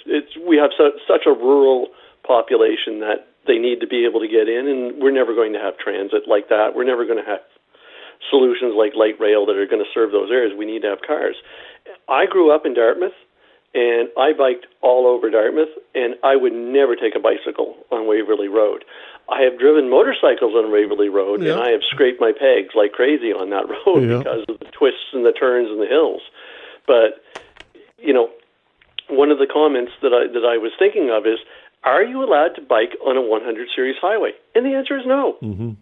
There are laws against where you can and cannot take bikes. Yeah. Why don't we just simply say, this is too dangerous? Because what's going to happen is that lady who slows down and waits for the bikes, she's one in 1,000. Other people will accelerate and go into the other lane and end up with a head-on collision or a near miss happening. So, let's get a little sensible about things, and let's just not say bikes need to be everywhere. I agree. Biking is good. Biking is healthy. Biking is fantastic in the downtown cores of Dartmouth and Halifax and Bedford. But in outlying areas, it's not going to happen. And, where I live, there are people that drive on the road on bikes, and we have soft shoulders. We don't have sidewalks or anything else for them to go up on. And yes, people do wait, and yes, people do stupid things and go into the other lane. So you got to temper this, to be honest with you, Todd. And I think having a one-side opinion or attitude of let's just get rid of cars, relatively short-sighted and narrow. And maybe he's, like you say, he's going for the shock factor. But that's just simply my going opinion. for the shock factor. Stephen, sorry to interrupt you, but going for the shock factor is irresponsible for a counselor, in my opinion. That's not governance. Completely agree. Yeah, that's not governance. I take him at his word. I think he was serious, and that to me is troubling. Well, as you say, he was sitting across from you. Yeah. He didn't appear to be. He looked serious when he said it. So I have to take him at his word. disturbs me a little bit that an elected official would have that type of opinion of putting. There's a public safety issue here, and the public safety issue is there are certain roads that bicycles shouldn't be on. Matt Whitman, hell or high water, wanted bike lanes on the Hammonds Plains Road. Mm-hmm. I see 3 people a month in that bike lane. Yeah. What did it cost our city to do that? Yeah. It's not used for biking. Okay, Stephen, got to go. Thanks for the call. All right. Sorry, folks. I didn't get to all of you. I apologize. I wish I could have got you all on, but busy call in today. All right. With the tragedy with the festival in Vancouver, we'll talk about that from a Nova Scotia angle when we come back.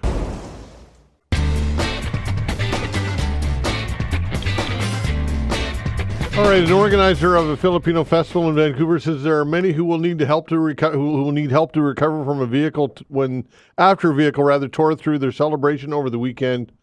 Hundreds of mourners at a vigil last night. People are confused, devastated, and numb. The attack killed 11 people, sent dozens of others to hospital. A 30-year-old Vancouver man so far has been charged with 8 counts of second-degree murder. Joining me to talk about all of this is Saul Matalam, former president of the Filipino Cultural Society of Nova Scotia and a member of the Filipino Association of Nova Scotia. Saul, thanks for joining the show. We appreciate your time. Thank you for having me, Todd.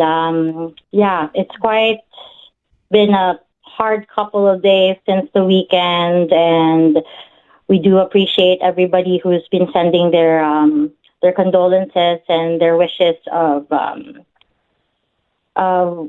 prayers and everything, but it's been quite hard. Absolutely. I would assume that the Filipino community is a close knit one across the country. I'm sure that you know some people who were at this event. Yes, absolutely. The beauty of the Filipino Canadian community is that from west to east coast of Canada, we are all interconnected. So you are right, Todd, that I myself do know some people who were there, who saw what happened, some who were injured, friends of friends. So no matter where the Filipinos are in Canada, we are mourning and we are grieving because although we are separated by kilometers and by oceans, we are all affected by this senseless, and we were still trying to figure out why it has happened, and it's just unexplainable right now that we're finding answers, but like you, we're all still waiting. Yeah, I was going to ask you with that, how important is it to come up with or to determine a motive? For us, just to really get a sense of and meaning on why there were loss of lives, because the Filipino community always has been a community that loves to share our culture, our food, and everything in between what being Filipino is. We love to share that amongst our fellow Canadians. So that being the core of our being here, it's quite hard to kind of fathom why this has happened. And in the center of grief, in the center of all the sadness, we're trying to seek solace, at least with getting some answers. We've heard all over the news that the Vancouver police, as well as the city of Vancouver, are working good and hand in hand to try to get to the bottom of getting answers from motive. It is important so we can, have kind of a closure with the senseless loss of lives of, I can say, extended family, because we are all family in this community. Okay, are there events that you're planning in Nova Scotia upcoming in the next few months? Yes, actually, May is actually Asian Heritage Month in Nova Scotia, and in the coming June is Filipino Heritage Month. All the societies of the Filipino communities here are actually planning towards doing another Filipino cultural events in June. So we've been preparing, the whole community has been preparing for that since the past couple of months. And this, I believe, although, it really had stunned us, and it brings us so much grief. It will not stop the Filipino community. We are a resilient people, and we continue to be resilient for the people who have lost their lives, and to the family continue to find answers in this situation. I think what had happened in Vancouver could open a lot of more detailed checks throughout the processes of opening up events, not only for the Filipino community, but the rest of Nova Scotia. Well, one thing's for sure, nothing's going to stop the Filipino community from celebrating its culture, right? That's going to continue on, I'm sure. Absolutely. And for those lives that were lost on April 27th, we will always carry them with us, and in honor of them, we will continue to share the beauty of our culture with our fellow Canadians. Indeed. Saul, I appreciate your time. Thanks so much for doing this. It's a somber conversation, but an important one. Thank you. Absolutely. Thank you, Todd. Okay, take care. Saul Matalam, former president of the Filipino Cultural Society of Nova Scotia and a member of the Filipino Association of Nova Scotia. And again, people are looking for a motive. I'm not sure that you can identify a motive. Mental health is been discussed with this 30-year-old Vancouver man charged with 8 counts of second-degree murder. I don't. Again, who knows? You go inside the mind of somebody and why they do something heinous like this. I can't imagine that it was something cultural or a racist thing. I don't know. I suppose I shouldn't speculate because again, I don't know. But we do know that the loss of life is tragic, and the Filipino community will emerge from this strong and vibrant, as it has always been in this country and always will be. And our thoughts and prayers go to the people suffering from this and the entire community for sure. Songs from the Gang, a celebration of Joel Plaskett. Well, that when we come back.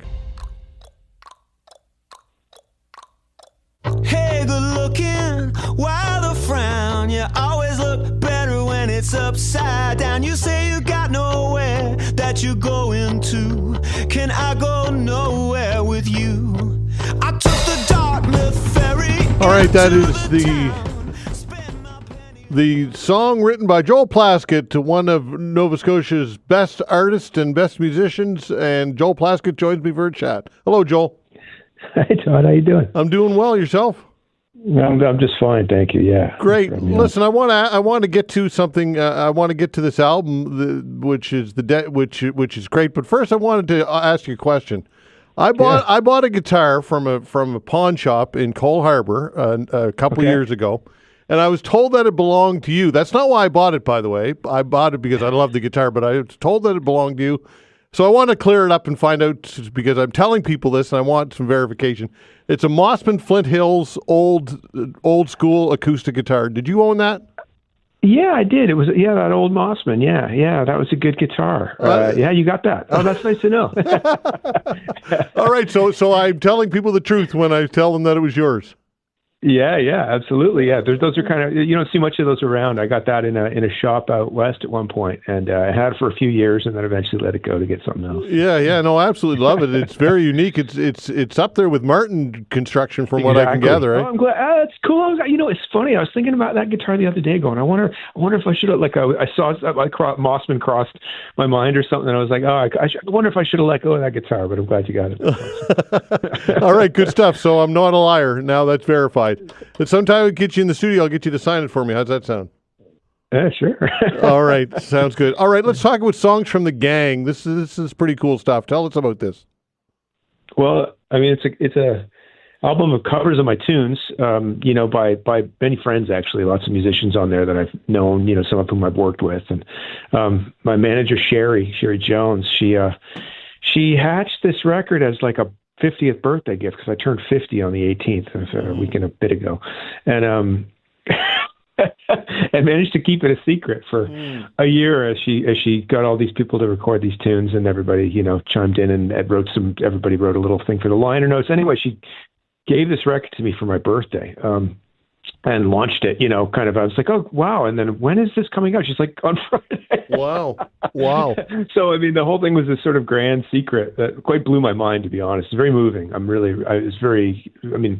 remarkable gift from not just Sherry, who sort of orchestrated it, but everybody involved. Right down to the people who were, the Matt who did the artwork. So a lot of friends involved in it. Over 20 artists, eh? Who were some of the artists that name drop for me, if you will? Well, there's, City and Colour, Dallas. I've known we've done shows together for the years. A fellow named Frank Turner from England who we did a touring with. It was really nice to see his name on there. We had a great tour together. The Arkells are on there, Renee Mahalia and Micah Smith, who I've done a bunch of singing with, lots of friends I've played music with over the years. Rose Cousins is on there, Aaron Costello. It's a long list. It's really amazing. So what do you think of the covers? What was your response? I was moved to tears, to be honest. I when I first listened to it, it's kind of blew my mind. It still does.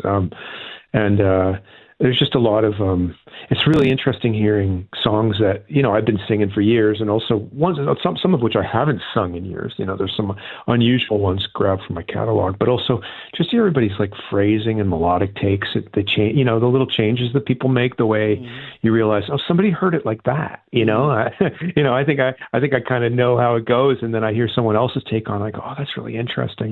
There's a few things in there that I feel like I'll probably steal phrasing or melody wise to kind of reinform my tunes. It's interesting though how in the production of a song, how it can change. A different producer has a different take on it. That's amazing. That's part of the process, right? Yeah, it's a beautiful thing, actually. It's one of my favorite things. I love making records for that reason, is because you're like, how does it sound on Wednesday? How does it sound on Thursday? You got different ears the next day. You can add things.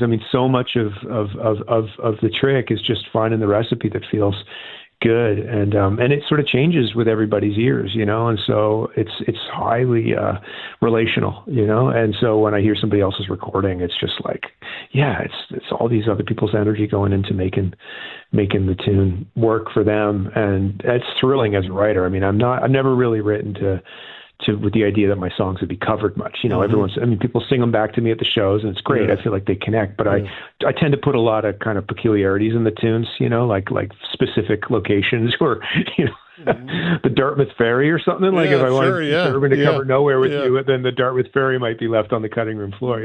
So I tend to write for myself, sort of what I'm saying, but it's so great to hear other people. Well, that's what makes the song, the colloquial nature of that song to local people here. That's what resonates with it, right?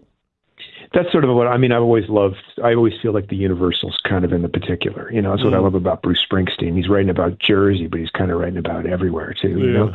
And so I tend to lean into kind of what feels right and kind of try to locate myself and where I am in the song. And I feel like that does reach out, certainly locally. Like, it's really great. I feel like when I'm traveling Canada, I've kind of got songs that connect in different ways. Yeah. So I enjoy that, but it is sort of not everybody.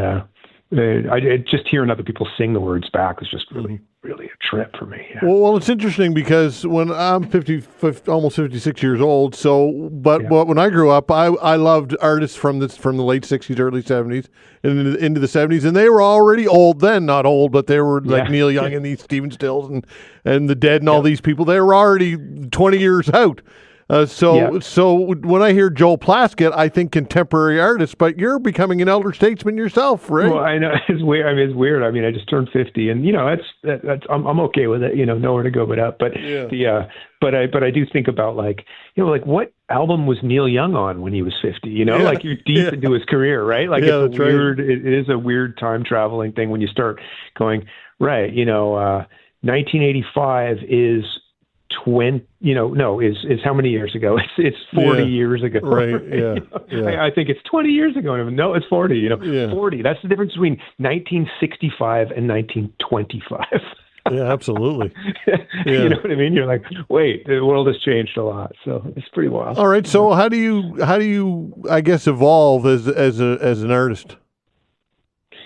I don't know. I mean, I just feel like happy to still be at it. You know, I love performing. I try to write songs that feel like where I'm at and what I'm thinking about now, which sort of, you know, trying to not recreate something that I've done in the past, although I feel like I do reference I'm always kind of thinking about other things I've done, but at the same time, I'm kind of just interested in, I don't know, trying to figure out how does one sort of age, if not gracefully, tastefully maybe, aging tastefully, you know, and just trying to make music that feels like it sits where I'm at. You know, I still really love making music with tape machines, you know, like analog technology, trying to keep it still not super, you know, I don't know, the sort of modern kind of tech kind of aspect of it is fine and has its uses, but I tend to still try to do it like, all right, what does it sound like if I sit down in front of a microphone and a tape machine and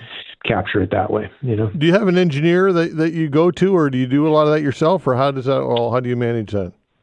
I have a studio in Dartmouth, and there's a couple of guys. There's Thomas, who's the main engineer and studio manager. He does a lot of sessions with the Thomas Stager, and then Alex Burris, who's the second engineer there. So I do much of my recording with those guys. I'm not really good with technical stuff. I know how to place a microphone or dial an EQ or a preamp if it's in front of me, but when it comes to like patching things and figuring out routing and stuff, I rapidly, my eyes glass over. So I love having a good engineer on deck. Yeah. What about the producing and the production of it? How do you manage that? Well, I love working with other artists. I've done a number of records here and there with friends, you know, when I've got some downtime, and I tend to kind of, you know, I often think of production as a little bit of again, like how does it feel today? What are we trying to capture? What's the emotional resonance of this tune? How do we want it to sound? But rather than chasing a sound or a sort of, you know, a reference point, I tend to go, what is it? What are the mics doing? How does it feel, right? You know, when we set up and do this, rather than sort of always like a destination of, because a lot of people reference other people's music. I do that too, right? You go, I love the sound of this Tom Petty record or whatever it is, you know, and you can chase that a little bit. I'm more interested in just trying to get the songs feeling really good for what they are and seeing how they sound when we set up and do our own thing. And then there's always a process of kind of editing, because I think part of the trick for producing is knowing what not to do. Like much of what makes a good track is what you left out of it, you know? So it's knowing where to focus your energy and maybe what, you know, so if you hide the weaknesses, the strengths become very, very apparent, and you get stronger and stronger the more you try to not, when the things aren't working, you leave them behind. So, you know, there's a little bit of that. That's sort of the way I look at production, is as much a kind of, not weeding's the wrong word, but you know what I mean? Yeah. little bit of curation there, where you're just kind of going, we don't need that today. We're leaving the didgeridoo at home. You know? Do you have you must have a go-to rhythm section, do you? Or some people that you use that you can count on, rely on, that kind of build your sound? I mean, most of my shows, I do solo shows, but I also have lots of band shows with my band, The Emergency, Dave Marsh and Chris Pinnell. We've been playing together since, 2006 when Chris joined the band, and Dave and I have been playing together. He plays drums since 1999. So they're on a number of recordings and records. I play drums myself and bass, so I will track stuff on my own quite a bit as well, because sometimes it's just an experimental process where I'm trying to figure it out, and I end up with a recording. So there's no one recipe, but it tends to be sort of, you know, there's a good musical community in Dartmouth, and Dave and Chris have been part of mine for a long time. So. Indeed. All right, Songs from the Gang. How do people get this album and consume it? Well, you know, it's on all the streaming services, and then it's in the record stores. You know, Taz is carrying them locally. Yeah, love Taz. Love CDs Taz. and vinyl. You know, on my website you'll find links to it. You know, my social media's got stuff about it. So yeah, I mean, you know, and it's a pretty, what's nice about it's a diverse collection of stuff. There's a real, there's a lot of variety on it. I was thrilled, you know, just in terms of like the sound and the production and all the artists. It's great. So. And upcoming shows, if people want to know more all things Joel Plaskett, they can check it out online just to make sure that people have all those dates. Yeah, you got it on my website. You know, back in the Maritimes, we're doing a Hants County show there in the summer. There's a few Maritime states, and so it's going to be a good summer show. All right, and got to get you in here in studio sometime because I want you to sign my Mossman Flint Hills guitar, which I will now cherish even more. I'd love to. All right. Okay, pal. Great. I love it. All right. Okay, Take care. Joel Bye-bye. Plaskett. That's right, folks. I own his guitar. I was told that. I would have bought it anyway. I loved it. It's like a circa 1975, something like that. American-made, incredible bluegrass, big dreadnought guitar, and I was told that Joel Plaskett owned it, and now I know for sure. So I feel better about that. And I'll check out the album as well. Good stuff. Thanks, Joel Plaskett. Good chat. I saw this story. Yukon launches first-time homebuyer loan program to pay up half of down payments. I thought I'd reach out to Clinton Wilkins to get his take on all this, and he'll join us when we come back. Thanks.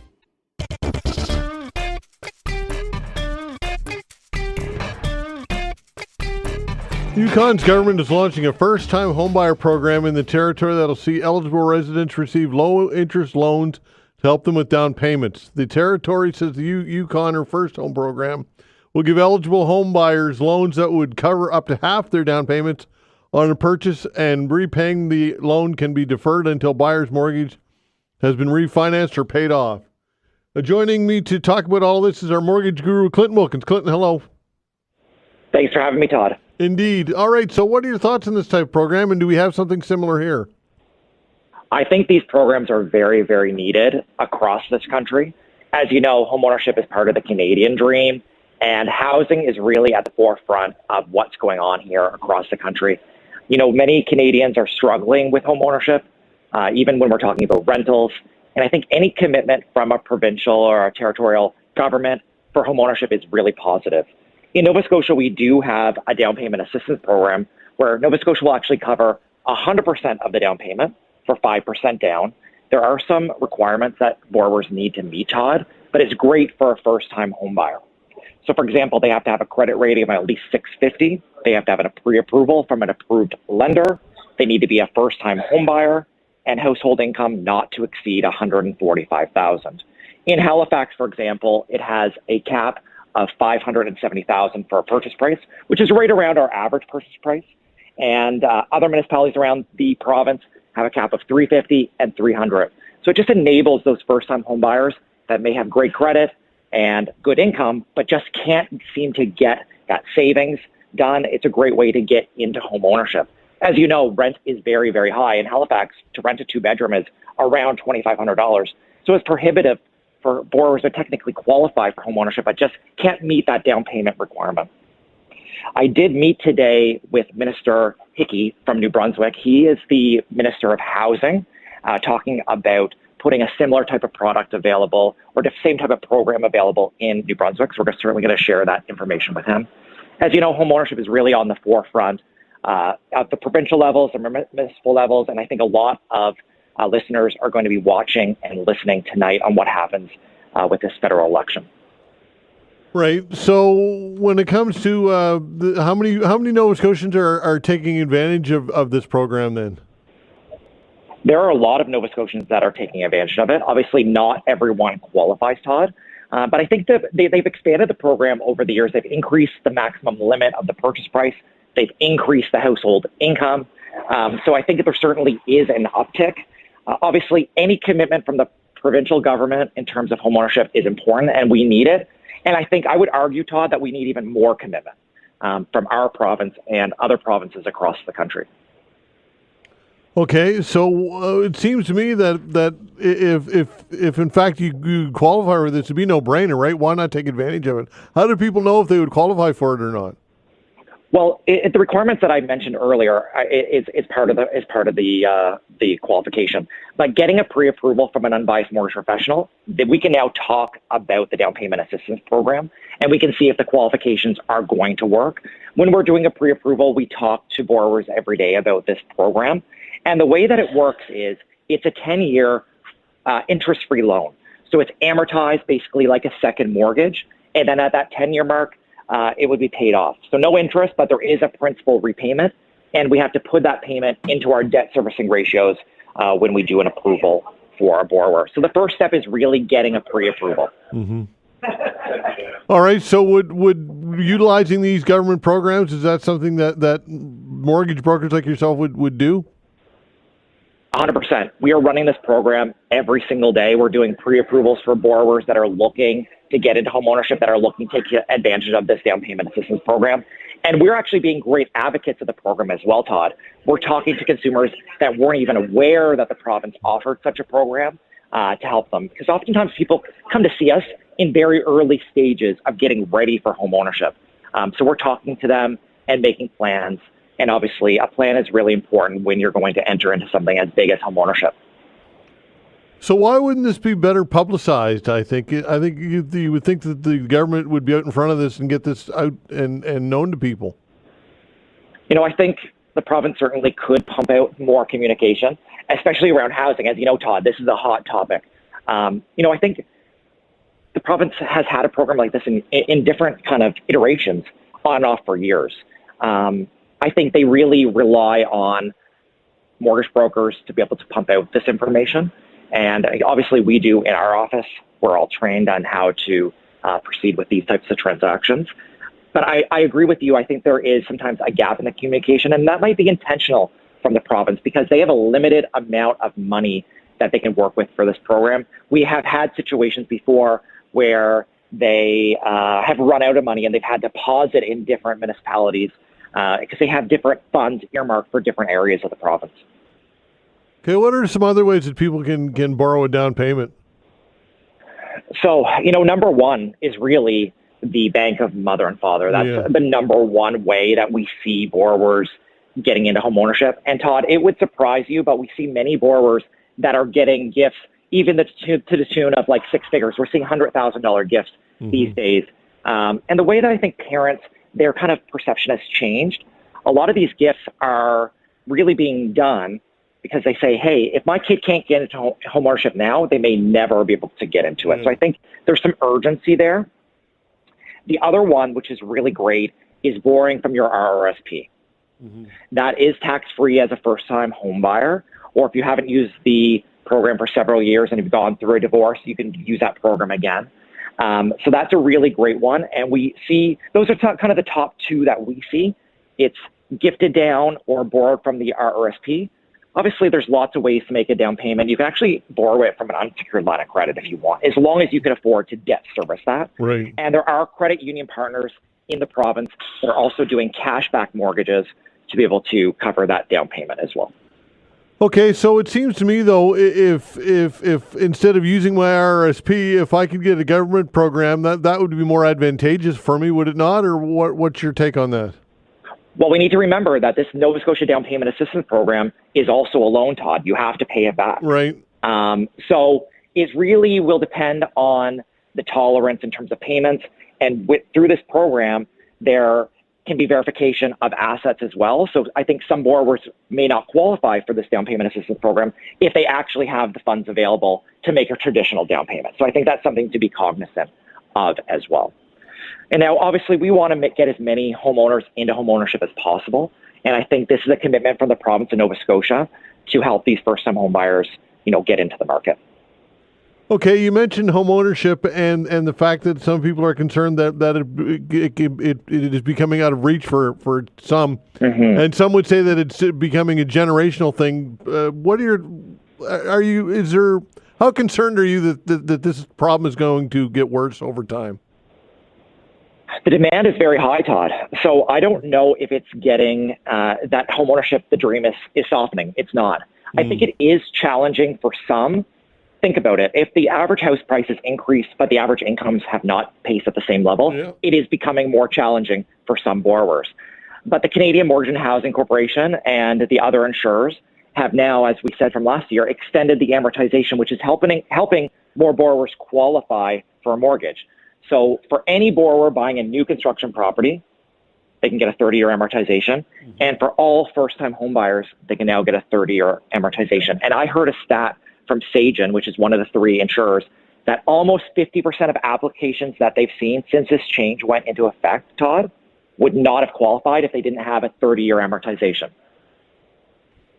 Okay, how about on new construction? We don't want to get political here, but we know that it's election day. That's right, the HST. Mm-hmm. What are your thoughts on the reduction of the federal portion of the HST on new builds? I'm mixed. I'll be 100% honest with you. I think it's a step in the right direction from the feds. I think, again, this is something that we can be more loud with, maybe starting as early as tomorrow. I just hope that the builders will turn the savings over to consumers. So when consumers are buying a new construction property, it actually will be much cheaper than it was. All right. So again, complex mortgage lending is very complex, and it speaks to the need to have a professional like yourself, and I know that you advise people to access an unbiased mortgage consult or mortgage broker. Really, that's people's best alternative, right? It certainly is. And today, Todd, obviously we know there's a federal election. And here in Halifax, we're having our regional symposium for Mortgage Professionals Canada, which I'm the Atlantic director. So I'm bringing the concerns from consumers and the mortgage industry to the national stage. And we're bringing all our partners together here today. So there's certainly a lot of talk about home ownership. All right. So people listening right now, if they think they may or may not qualify or whatever, they can certainly reach out to you, right, Clinton, as always? Certainly reach out to me or any unbiased mortgage professional in your area. Okay. Thanks, bud. Appreciate it. Thanks, Todd. Okay. Take care. Clinton Wilkins, our mortgage guru. We'll chat with Claudia Chender when we come back. All right. Joining us now is leader of the NDP and the official opposition here in Nova Scotia, Claudia Chender. Claudia, thanks for joining the show. We appreciate it. Nice to be here, Todd. All right. So I guess kind of a laundry list of things to get to. First of all, health care. Let's talk about health care and the doctor wait list. And there's some ambiguity surrounding the wait list and who should be on it and who isn't on it. And what are your thoughts on this whole metric, first of all? Well, I think it's really clear what we need to do to make sure that our healthcare system works, and that is to attach Nova Scotians to primary care. So Nova Scotians need to belong to a primary care clinic, and that's a doctor, but that could also be a number of other healthcare professionals that we've come to rely on, like nurse practitioners and physician assistants. And so we are glad to see that happening, but increasingly as the numbers on the wait list start to have less detail and to go down, what we're hearing from people is that they're being told that they're attached to a clinic, but they can't get in to see that clinic for months and months and months and months. And in the meantime, they're in limbo because as soon as you're an attached patient in Nova Scotia, you can't use virtual care as often. There's lots of other things that aren't available to you, and you're actually kind of more likely to fall through the cracks. And so it appears that the government want those numbers to go down. They want a good news story. But at some cases, that's coming at the expense of people kind of technically having access to primary care, but not really. So overall, is the metric worthwhile having, or? Well, we need the detail. So there was a long period of time where we could understand the regional breakdown. We could understand more details about that list. Who's coming off the list? What does that look like? But, any information is helpful. So we're glad to have the list. But again, it doesn't seem to be an accurate reflection. So, what we're hearing basically from Nova Scotia Health is, well, if you give a practice 1,000 names, it's going to take them some time to get down the list. So don't give a practice 1,000 names, give them 100 names. Let them get through that group of appointments, let them connect with those Nova Scotians. Then those Nova Scotians are actually attached to primary care. If they need things like, cancer screening or prenatal care or the other issues that we're hearing about, they can actually avail themselves of that and then continue to go. It's not going to be different in terms of people's actual experience. The numbers on the official list may go down more slowly, but we'll know that Nova Scotians are actually attached to that care they need. Okay, where are we when it comes to recruitment? What are your thoughts on recruitment of healthcare professionals here in Nova Scotia? Are we making headway? Well, we do seem to be. I mean, there has been in the news in the last couple of days this whole issue around nurses, where, we've got this long list of folks who applied, but they come and they go. And that's always been an issue, both with nurses and doctors in particular. As we make it easier for healthcare professionals to come here, there are many ways in which Nova Scotia becomes a port of entry, but then people leave just as soon as they come. So we need to make sure that those folks want to stay here, that we make those employment offers sticky. And we've done that in a certain sense with some medical graduates of having some return to service stuff. But at the end of the day, I think we also need to understand more detail again. So we're hearing announcements about 180-odd doctors that have come, but we don't know how many have left. And we don't know how many of those are family doctors. We don't have those numbers yet. So I think all in all, we are making slow progress. But I think we also need a more complete story of where we are. We hear lots of, sort of splashy announcements about health innovation, but sometimes the folks we talk to worry that we are losing the focus on making sure that we are recruiting family doctors, that people are attached to primary care, because while we also do need those specialists, we need those wait times to go down. The number one way we can keep those wait times down is by giving people upstream health care. The first time you feel a sign of something strange, that you can go to your doctor, that you can find out what's going on so it doesn't get worse. We need to continue to focus on that, and we get worried that we're losing that focus a little bit. Okay, how about hospital infrastructure itself? And we know that this is a slow burn. It takes an awful long time to build hospitals, whether it be the QE2 project or wherever in the province. They're working on infrastructure. What are your thoughts on where we are with tendering of hospital infrastructure? Well, I think there are lots of people across the province who are still really frustrated by their lack of access to emergency care.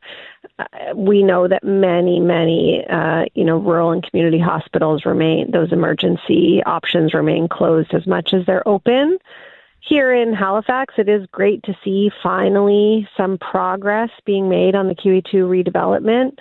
But we have huge questions about the contract and the tendering, and as the focus in recent weeks and months has shifted more and more to our economy, where we know that we're going to have less provincial revenue, the fact that all of these contracts remain, in some cases unsigned, in most cases untendered, in lots of cases unclear to Nova Scotians how much we're paying and what we're getting.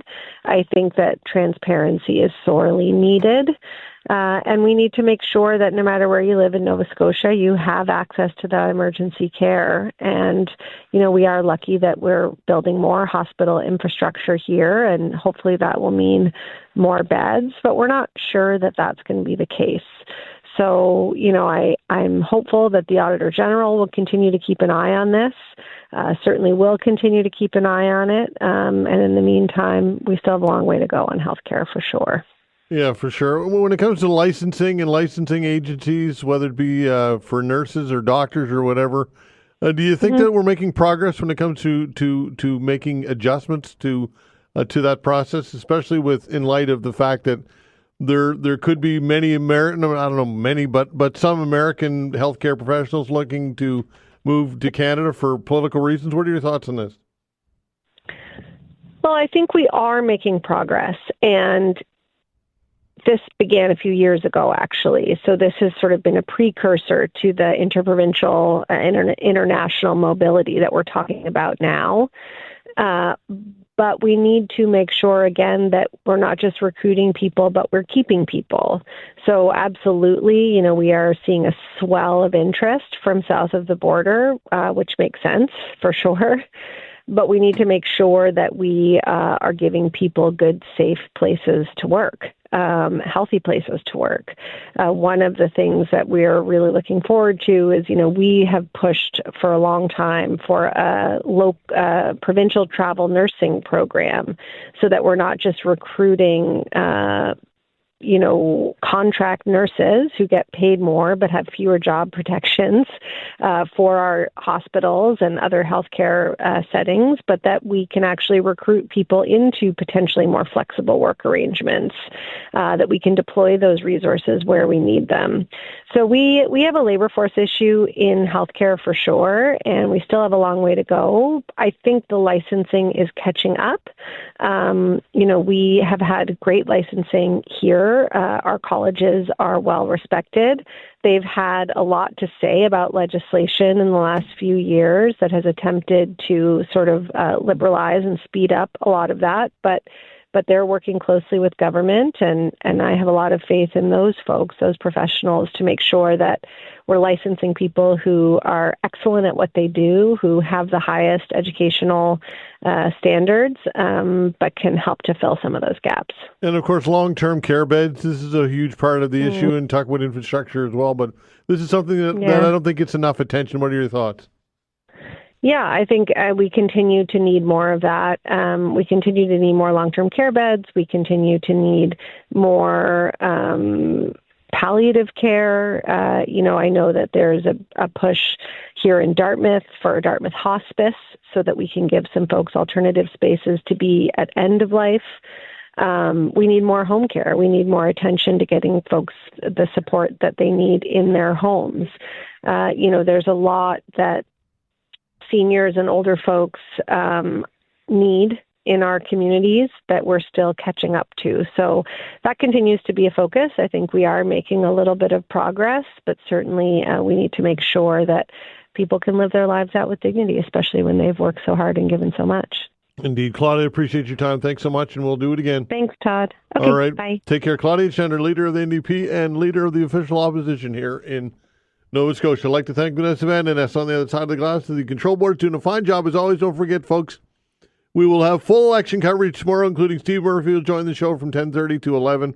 Rory Turnbull, Dalhousie University, will take calls for a couple hours and perhaps chat with some winners as well, some candidates who won, because we're going to do our best to give you the best coverage, election results as we can. So tune in tomorrow. We're back 10 o'clock. See you then.